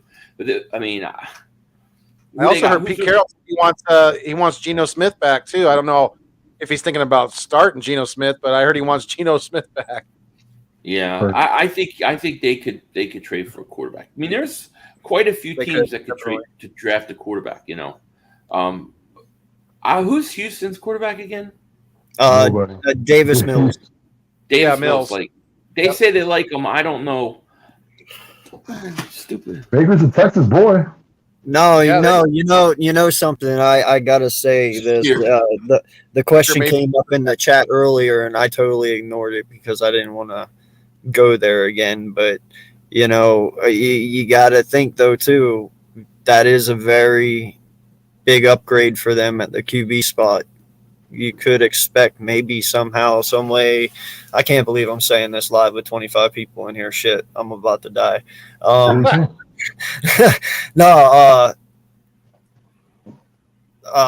Jalen Hurts goes home for pick 3. That would take my prediction to another level. You know, I'm thinking you're going to keep him. It definitely would. I know. I don't know. What's the offer? What would Jalen Hurts? What would you be able to get for him in a trade? That would be. I think you could get 1 first for him. So you get a first for him. So you probably have to get up to 3. You probably got to do Hurts and at least one this year and 1 next year. Yeah, it might not cost. That's interesting. And then you still keep 2 firsts. Like, say you give Jalen Hurts, and then you give 19, and then the first next year, you still get to keep 15 and 16. So you get pick 3, 15, and 16. So who 3? Who do you draft? Malik Willis. Ooh. I'm very intrigued by Malik Willis. But I am too. I'm very intrigued by Malik Willis. He reminds me of a right-handed Michael Vick. Exactly. I love how you just put that. Smaller Michael Vick. But man, he's smaller? That's really high. No, yeah, I don't think he's small. No, is he Wait, smaller? Malik Willis is smaller? I don't think so. I He's thought saying, that's why he's pretty tall. what? Vic's 6'5", he's 6'2". I'm just No, saying. Vic's No, not- Vic is Vic's- Vic is lucky to be Vic's 6 6. foot. Yeah, Vic's He's 6 lucky. foot. He's actually like 5'10". Motherfucker No, I didn't plays say- like he's 6'5". No, he's like almost like 5'10", 5'11". He reminds me of a right-handed Michael Vick, not a bigger or a smaller right-handed, because he's right-handed. But, Man, I always thought Vic was bigger than that. You scared me because I'm like, I didn't know he was that small. no, Whoa. No, I've seen Vic close. He's like he's 6 foot, maybe 6'1". Oh, this stupid. Let me get this cat out of Yo, here. your cat is setting my cat off. Just saying. Whoa. Love connection? Oh no, but he came out of his cubby pretty fast. Oh, it's kitty time. That cat wanted to get the hell out of here. Too much sport talking. Right. But yeah, I mean, Malik Willis at 3. That would be interesting. But I don't know. I think there's going to be a push to get him. I'm just saying, if you're throwing me Kenny Pickett or Malik Willis, I'm taking Malik Willis over Kenny Pickett. Well, you got baby hands. Huh? Baby hands, yeah. He reminds me of what is not this just scary movie? that. You ever watched the second This one? kid is truly electric. I mean, granted, he only played at Liberty, and yeah, this and that. But when you look at him, like we all say to Ojabo as well, I still consider Willis raw. Like he does have a lot to work on, but his upside, if he truly could reach it, is wow. Like I agree. He's way better than Lamar at throwing the ball. I'm just going to put it that way. Like he's way better. His arm is a cannon, and he's got the legs like Hurts has. So you're not losing anything there. You know, if not, he's actually better at running than Jalen Hurts, if I must say, to a point. He's fast. So you're not losing anything per se, that aspect. You can still run the same offense. You probably have to give him a year or two to work on his accuracy a little bit. But by far, his arm is Michael Vick-esque, easily. Oh, yeah. Yeah. I would, if you draft Malik Willis, I think he's got to sit the whole first, like his rookie year's got to be on the bench and just learn, you know. So I would prefer to have Hurts be the starter at that point. But, you know, if they trade Hurts, then you got to go with Minshew. That's interesting. That would be a interesting situation. God, we lost so many people after I said that. I feel bad now.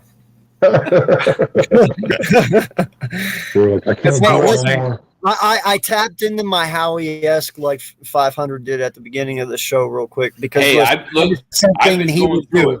Do I want that? Hell no. But is that something Howie would do? Hell yes.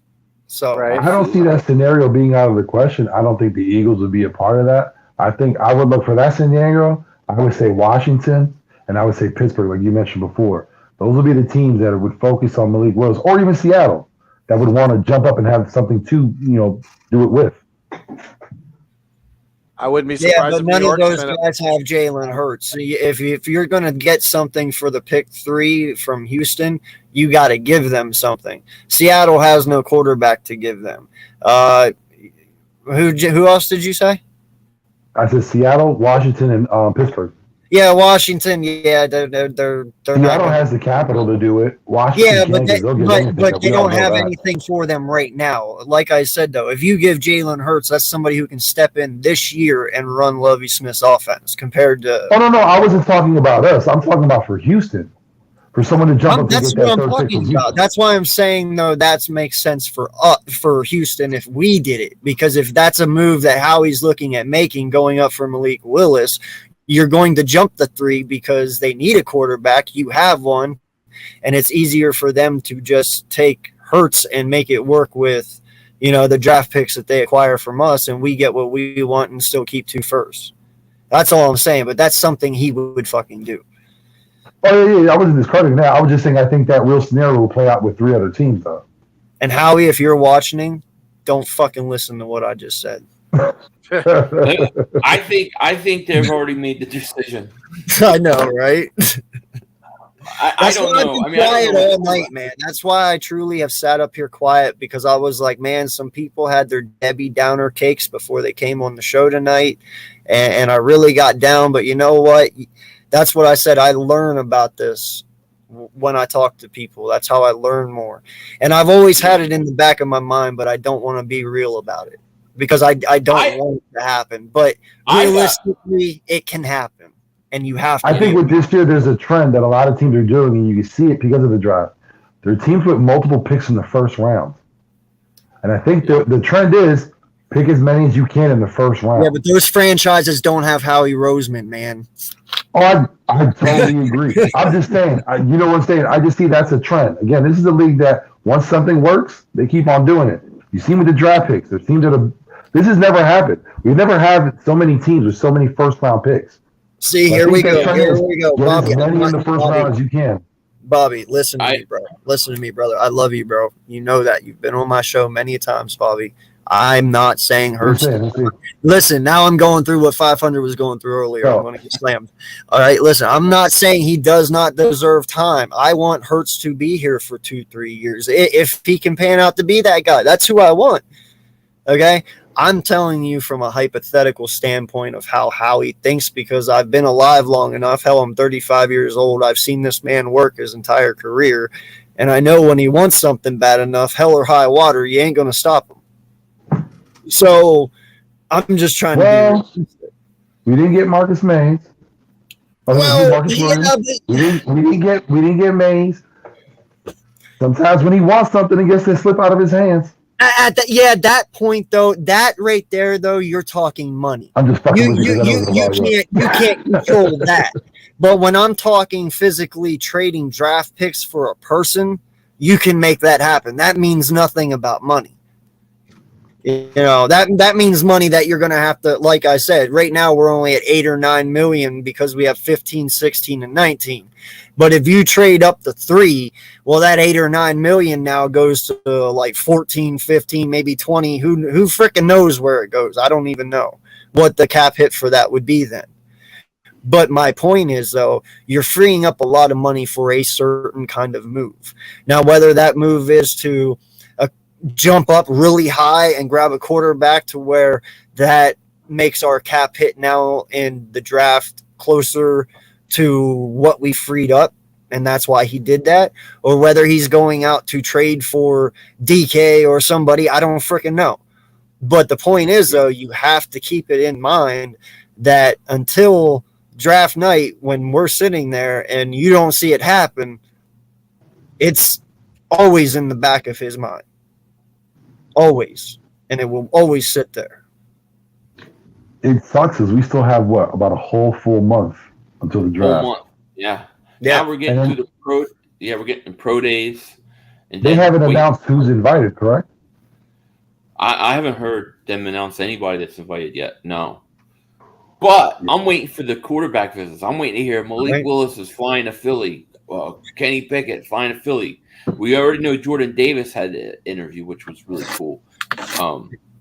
But I think Howie's capable of anything at this point. Yeah. I really do. And trust me, the more and more Malik Willis and Kenny Pickett show out, the more and more realistic 500's vision becomes. Can I throw a scenario that actually goes into what he was saying? What's up? Yeah. All right. So we were talking about first round quarterbacks. We know how Howie is. He likes a bargain. And if there is an injured player that devalues him, and he might go for it. Yeah. The quarterback I've Ole Miss that I believe that got injured this year. What is it? Castle Cassell, however you say his name. Mm-hmm. Do you think we could possibly go after him later in the round? If he thinks it's a value, he'll do it.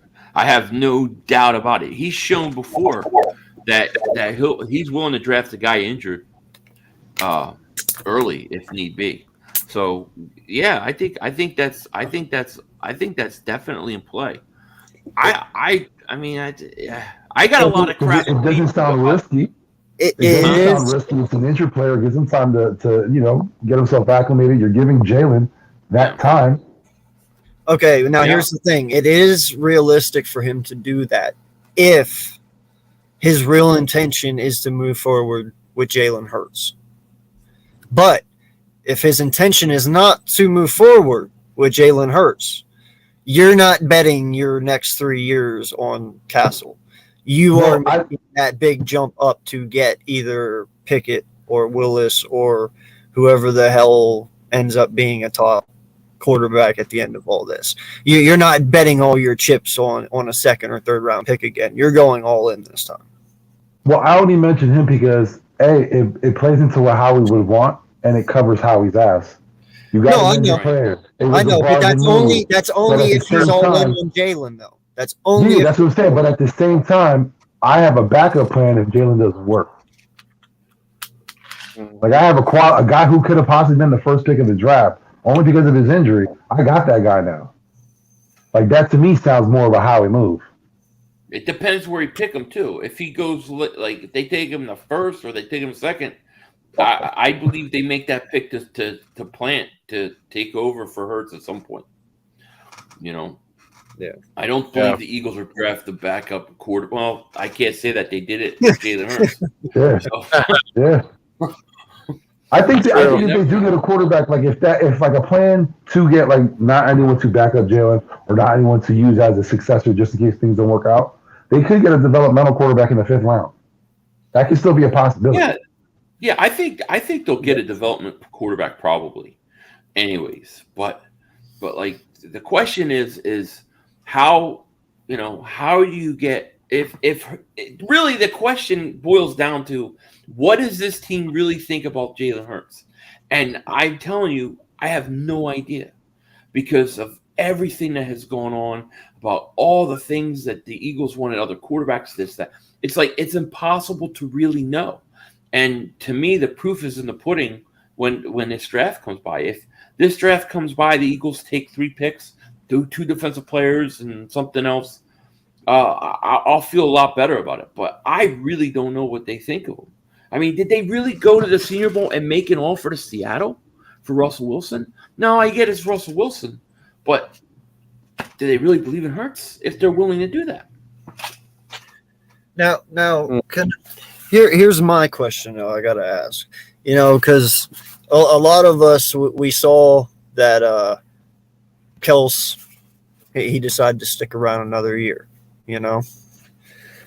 which we are all ecstatic about. We're happy about. I praise that man. He is the elite of the league, But they had to have told him something to make him want to come back, right? I mean, the man's not just going to come back to totally rebuild. You know what I'm saying? Well, so what did they tell him to come back? They told him we're going to pay you $14 million for 1 year. That's what they told him. Exactly right. Yeah. We'll pay you and give you as much kegs as you need. Yeah, but are you going to truly, at his age and with the injury, well, not the injuries, he's not injured, but the wear and tear on his body, okay, right. It is coming back for $14 million and truly losing and getting your ass kicked worth that $14 million at his age? No, because of the longevity of his body. So you have to give him an incentive or a reason to want to come back. What was that incentive? That's another thing you have to look at as well. They told him something to make him want to. It's not just him wanting to play football. It's also, hey, we're going to win, and this is how we plan on doing it. Are you with us? You know what I'm saying? Yeah, I mean, we don't know. We don't know. They could have said a lot to him, but we don't know. We just know that he's still playing at the top of his game. And when you retire and it's over and he steps away, it's forever. I mean, I would play right now for $14 million. I'll play any position you want. I don't care how beat up I get. So $14 million is a lot of money, man. So it's just hard to know. But if they didn't pay him $14 million, would he have come back? Probably not. Well, I think money is a factor, but also you got to say kind of like what AK said. They had a conversation with him. I don't think he's going to come back to experience a new quarterback and go through the motions again. I think he's looking in here. For him. Yeah, I don't think he wants to do that again, especially with someone who's been a veteran for so many years. You don't want to start over again. You don't want to go through that training camp with a new quarterback. You want to know that everything's established. You want to get in there with these guys that you went to war with, and you want to do it again one more year. I think that's what Yeah, I Kelsey agree was with that. doing. And I do think Hurts is going to start. I just think they're going to have somebody else waiting for their chance. I think Pickett or Willis, I think both of them aren't ready to play right now. So if you draft one of those guys, they have to sit, and that's what they would do. Like I said, I prefer they just skip the quarterbacks altogether. Right. That's it. Now, if let's say we were drafting 15, 16, we are. Let's say you draft Jordan Davis at 15 and Willis is still on the board. And you want to take a flyer, then I'm okay with it. But anything that involves trading up, I don't want to do. I just think that they're going to do it. Let me ask you a question. It's like Gail told me when I first started, man. And shout out to him and Fourth and John. He told me, he's like, follow the money. Yeah. You want answers, you follow the money. Well, what's the money telling you right now? They're going. Let me ask a question. With the draft, is there a player that you would be willing, just quarterback aside, that was to fall, that you'd be willing to make a move to get up? Say if they drop to 7, is there a player you just like, I don't care, Hamilton. I'll do what I need to do? Hamilton. Yeah. Hamilton for you. I think I would say I really like Sauce Gardner. I think he's going early. I'd be willing to trade up for him. I'd be willing to trade up. If Aiden Hutchinson was to fall, I'd be willing to trade up for him. And I'm a little back and forth on Thibodeau. Like there's parts of me that think, okay, but then I'm like, I don't know. But I'd say any of those 4 guys I would be very open to. When Ojabo was healthy, I would have traded up for him too. The other guy I should say is Walker. Walker intrigues me. I'm a little worried about some things, but dude's a specimen. There's no question about it. So any of those guys. About that, like there are a lot of good guys, but that's what I want to know. Like, who would you be willing just to be like, listen, this guy fell, let's do it. Let's trade two first rounds for him. I don't care. We need that guy. Yeah, those are the guys. Okay, let's switch this up on you a little bit. Is there anyone that you would pass on? Yeah, there's a lot. There's probably quite a few guys. I'm saying that like some people are saying like they would take like with 15 and 16 that you just don't truly like. Like you might see something that Me personally, some of the wide receivers, like people picking wide receivers, I just think we've drafted wide receivers 2 straight years in the first round. I think there's enough good receivers that you can get them in early second.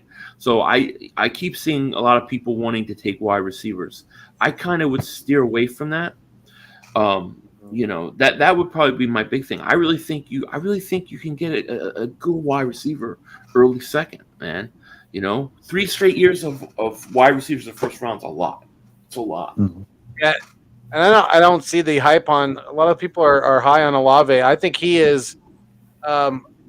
He's Will Fuller with better hands. Basically, he's got great straight line speed, but other than that, I mean, he's not gonna be able to run the whole route tree. Let's just put it that way. Definitely. Yeah. Is his speed what everyone's enamored with? Is that what it is? I think he's been fairly productive, right? Yeah, he's had over 1,000 yards. So I think that, and then you take his 40 speed, which was pretty good. I forget what exactly was, but I know it was fast. I think that's a big thing. That's what. Well, if you look at it right now in the NFL, most, if not all, of the good wide receivers, of the top wide receiver, they're all second round picks. Yeah, there's not a lot of first round pick wide receivers that are dominant in the NFL right now. So that just tells you that you can wait, like 500 was saying, you can wait and get good receiver talent in the second, third rounds. You can. I think so. It's proven. Yeah. I don't even believe the best receiver in this whole entire draft is going to be taken in the first round, if you ask me. I do too. I honestly believe the best receiver that's going to come out of this draft class is Christian Watson. My guy. I think you might be right. I really like him a lot. I do too, bro. I want him to be an Eagle so freaking bad it's not even funny. Yeah, and to me, you take him in a second, he'll be there. That would be an absolute great pick. No, I agree. It's crazy. I've done a lot of mock drafts too, and in simulated, and every time I've taken him in the second round, they give me an F grade on that pick. I can't believe it. Can't believe it. That's because that program. Yes, I don't know a damn thing.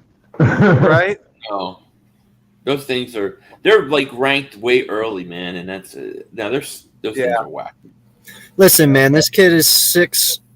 Well, he's 6'3", right? 6'4", 6'4". He's like 4.5, I think. Yeah, he's 6'4.5". He's 215. He's got great body control. He's got great hands, great vision, great run after the catch. I mean, dude, he can already make the toe drag swag catches. You know, like he is a stud wide receiver. He's great at running routes. Now, granted, he's not the best. He needs to clean them up a little bit. But with what he already has to work with, the kid's a stud. He would be an excellent number 2 across from Smith. If you had Watson Smith, dude, oh my God. He's a Deebo Samuel with better speed and better hands. You can't go wrong. I like to say Julio Jones-esque a little bit. He's a big body wide receiver, and he runs a 4.28 40. Yeah, when you see him using and with the Bisons, man, they're using a lot of end arounds, a lot of runs. That guy moves the ball. Yeah, I like him a lot. Yeah. See, that's what I'm saying. Like, you can get him in the second round. Jen, you focus on that defensive line, in my opinion, in that early in that first. That's the way I would play it. Yeah. And and Howie is. There's a good chance he takes a defensive tackle in the first round. If he uses all 3 of these picks, more than likely he's going to. He probably overvalues that position, and he's shown that he does. But so it's, history usually tends to repeat itself. The only thing that scares me, man, is the Ravens. I truly think that they might be a legitimate threat to take Davis. Because Talk about trade up for a guy. Jordan Davis is somebody I would trade up for. I was going to say that too. Yeah. It wouldn't take much to jump over one spot. I mean, going from 15 to 13 wouldn't take much. I mean, my gosh. Yeah. I would go 8 or 9 if he goes. I don't know how early he's going to go. I have a feeling that the Ravens might like Nakobe Dean when they just lost out on Smith, the linebacker. Yeah. I think they might go that is true. That is true. That could be our saving grace rate. If he's there, you still may have what's the kid out of I don't know why Utah. I don't know why I forget his name because I have Davis in my head. Lloyd. Oh, Lloyd. Lloyd. There we go. Yeah. If that's another possibility too. Who's to say the Eagles don't go out the norm, get out the box, get a linebacker first pick? It's only been since 1979 that they've done it. So right. I think everyone will go crazy.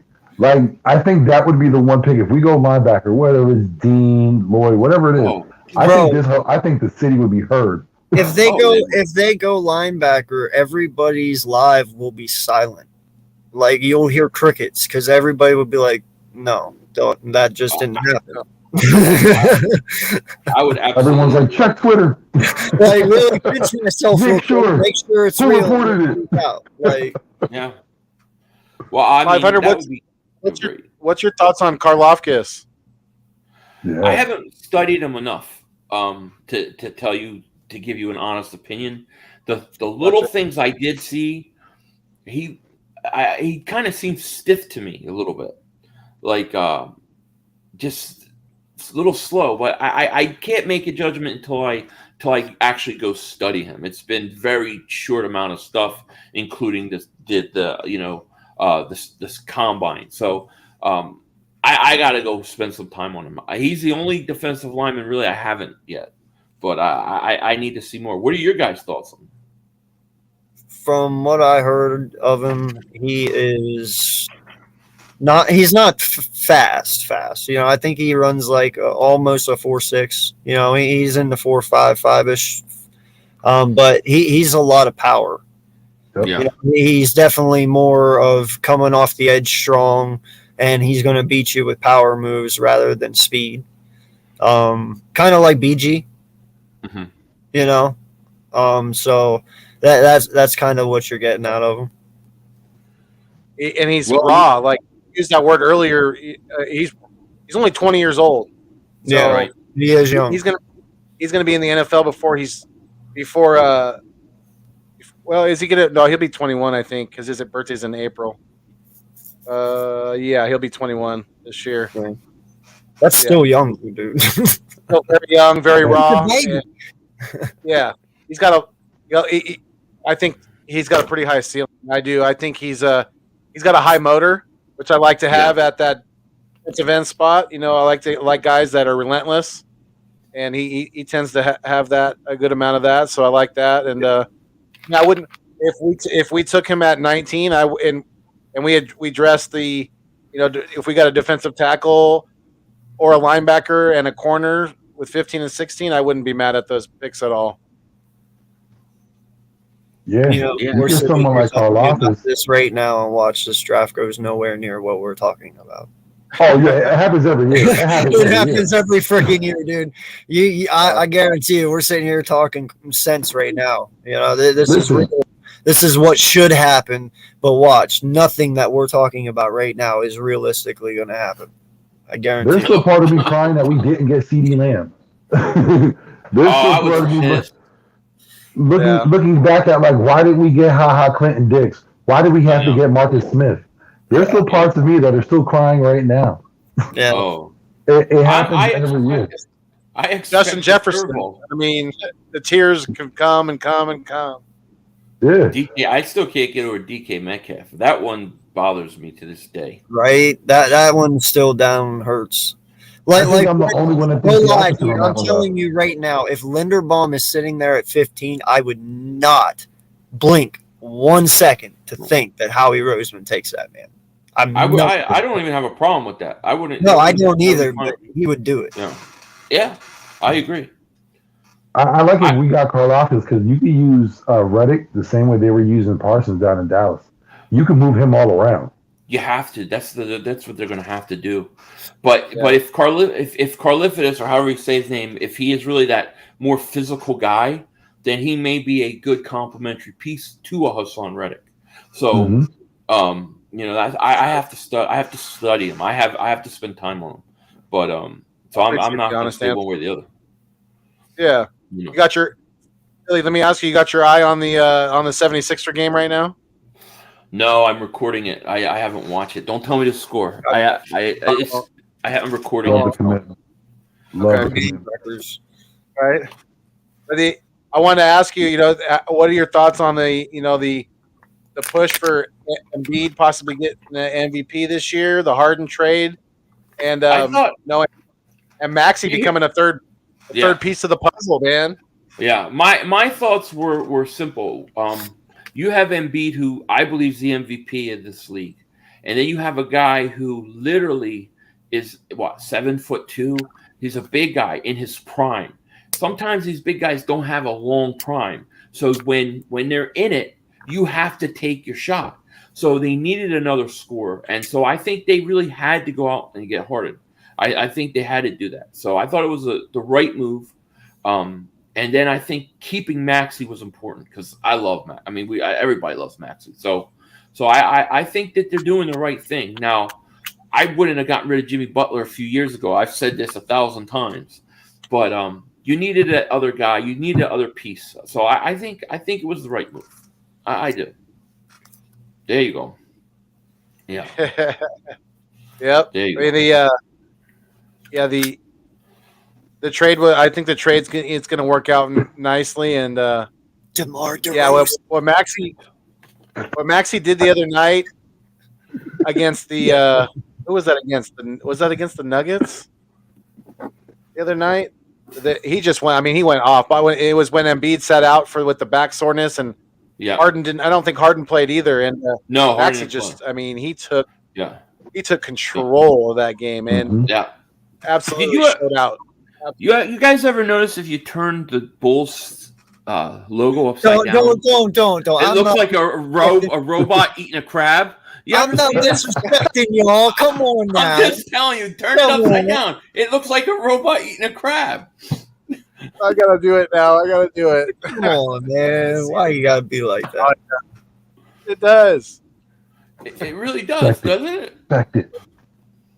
I mean, if I really wanted to go after the Bulls, I could say they never beat Joel Embiid ever. We will when it counts.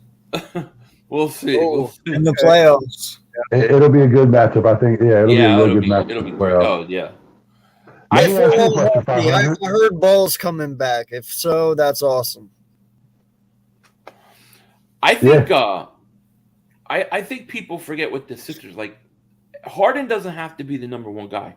He just needs to be that complementary piece to Embiid. And if he understands that and accepts it, I think Sixers will be dangerous, man. I do.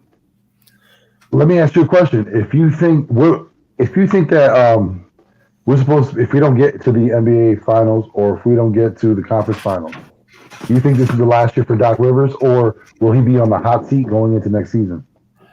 It depends. Like I think if he doesn't get the conference finals, it could be. If he has another choke scenario where you lose when you're up, it could be. It could be. But I think that I think this Harden thing, you gotta if it doesn't work out, they don't do it this year, they gotta bring it back next year and run it back again. Because I think this is a good connection. I do. I think this is a good fit with Harden and Embiid. I really do.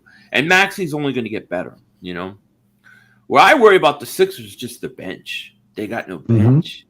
That's what you worry about with them. Is they gave up Curry. They gave up some guys. I don't care about Ben, but the bench worries me a little bit. Yeah, definitely. We got a bench.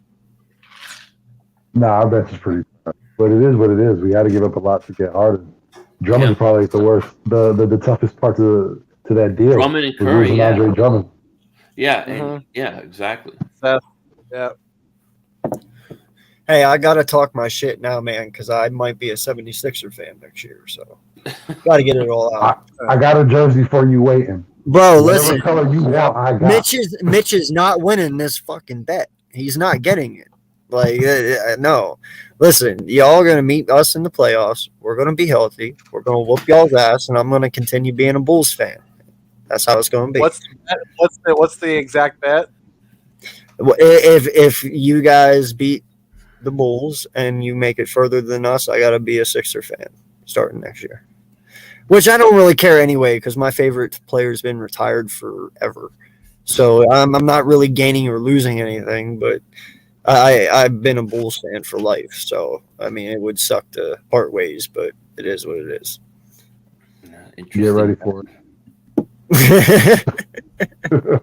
Interesting guy. Yeah, that's really awesome. Well, listen, guys. I'm gonna get out of here. I haven't even eaten dinner and stuff. Need to go talk to the wife and kids and stuff. But I just want to thank you guys for having me on. It was a great conversation. I enjoyed the back and forth, man, and I hope to do it again at some point. Definitely appreciate you coming on. Yeah, man. Yes, thanks for having me, man. Yeah, appreciate you guys, and it was fun, and it'll be interesting to see how this thing turns out. I hope to God that I'm wrong, and the Eagles take a couple defensive players, and we're good to go. The next time we have you on, I want to have the Philly shakedown.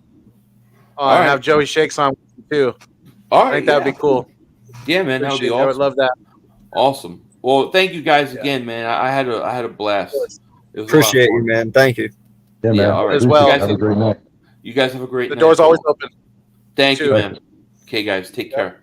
You Bye. too. You too. Yeah. A great conversation with one of the absolute GOATs in the Eagles Philadelphia content creation, because he does Sixers, so that's why I wanted to talk to him a little bit about the hoops as well.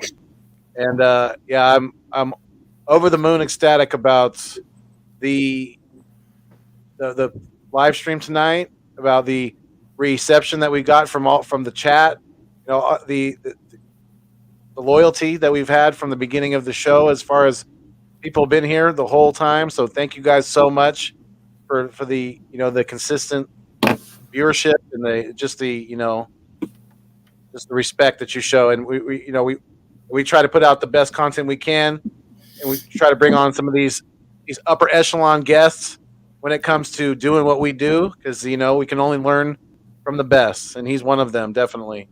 So another big shout out to Philly.500 for coming on with us tonight. This was big time. Yes, appreciate it. Yeah, man.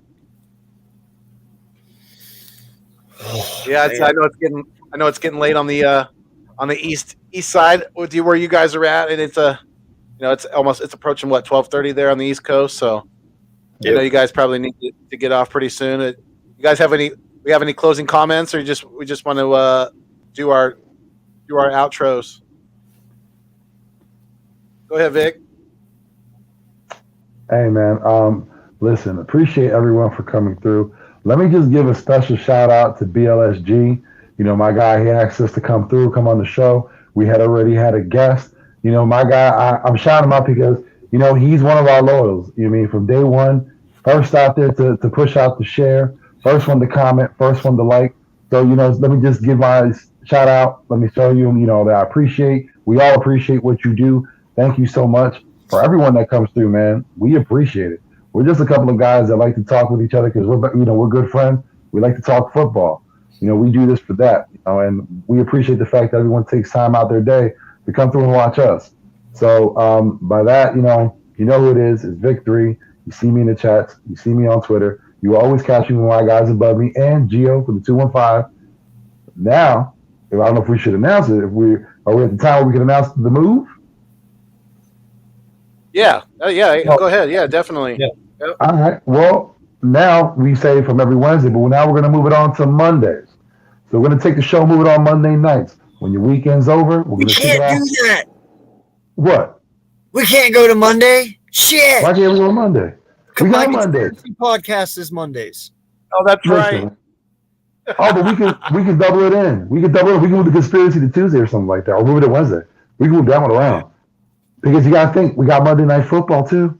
Dun, dun, dun, dun. Whatever it is. We're going to have to continue.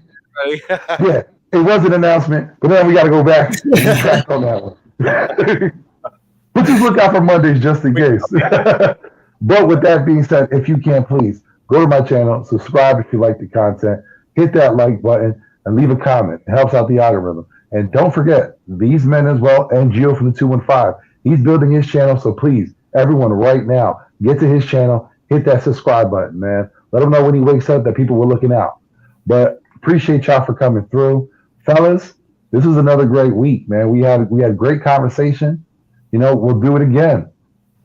It's been fun.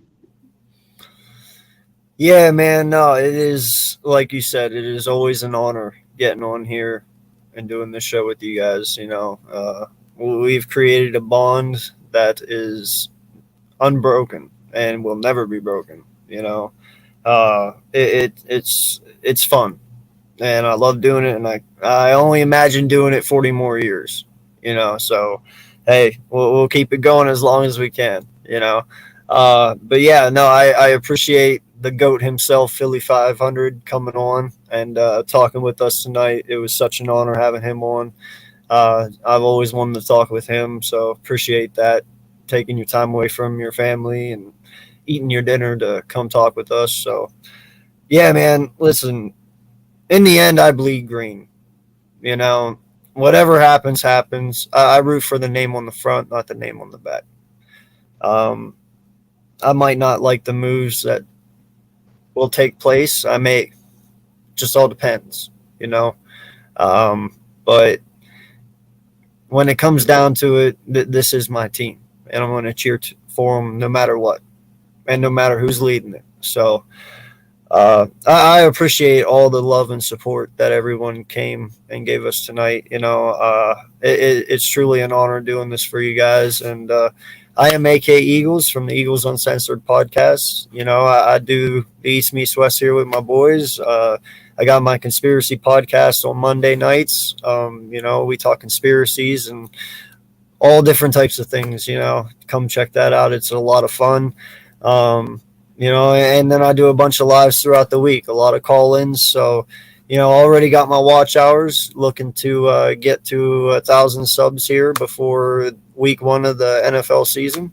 Would like to get this channel monetized and bring you guys even better and more content and, beef it up a little bit more. So appreciate all the love and support. And, take it away, man. Yeah, you said it. You said it very well. Again, big thank you to 500 for Philly.500 for taking the time out of his busy schedule. He's got a family. He's got other things that are more important, but he put those to the side for a little while. Took time out of his day to come on with us, and it was a lot of fun. It was great content, great debate, and thank you each and every one of you out there for being in the chat. You guys kept it going, kept it lively. Drop a comment if you watch this afterwards. Let us know what you guys think about the live stream and all that good stuff, about anything we talked about. And we'll definitely try to respond to your comment, because it, like Vic said, it helps with that algorithm, helps push our content out there more and more. Make sure you hit that thumbs up on each of our channels. We are live on not only my channel, the Nest Out West, but we're also live on a.k.a. Eagles channel and Victory's channel as well. So make sure you hit that thumbs up on all 3 of channels for us, because it really helps push that content out there. And oh wait. And I am a.k.a. Eagles from the Eagles Uncensored podcast. I may fuss and cuss. You can count on me and my content like the fucking city bus. And if you like the Wagyu, subscribe too. Appreciate you guys. Have a good one. Peace. Absolutely. Yeah, it'd be weird if you didn't do that. It'd be like bad juju. Right? For real, I'm superstitious. It'd have been bad juju. Kansas City can deal with that bad juju. They could have that one. But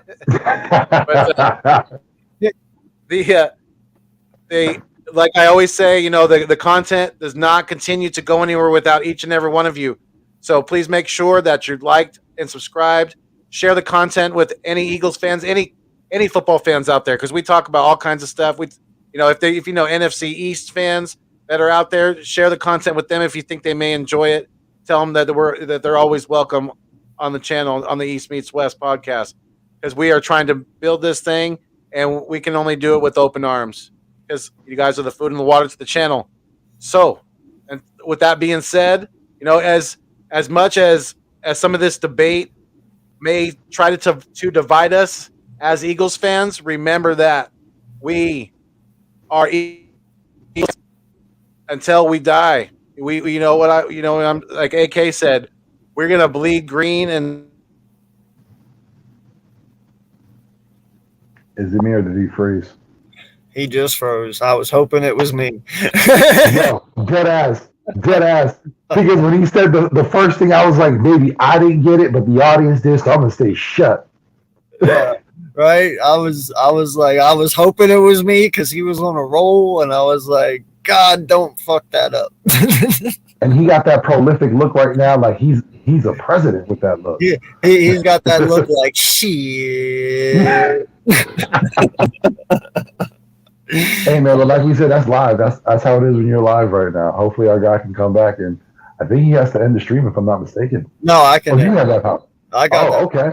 I got that. Like Foothills always said, ladies and gentlemen, thank you for coming through. You're the food and water to this channel. We greatly appreciate y'all. Listen, it's been another great episode of the East Meets West podcast. Again, Philly.500, appreciate you for coming through. With all that being said, let's cue the intro.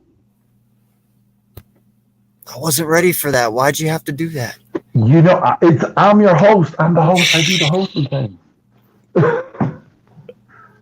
You gotta be the behind the scenes guy. You gotta be the guy on the chair. I wasn't ready.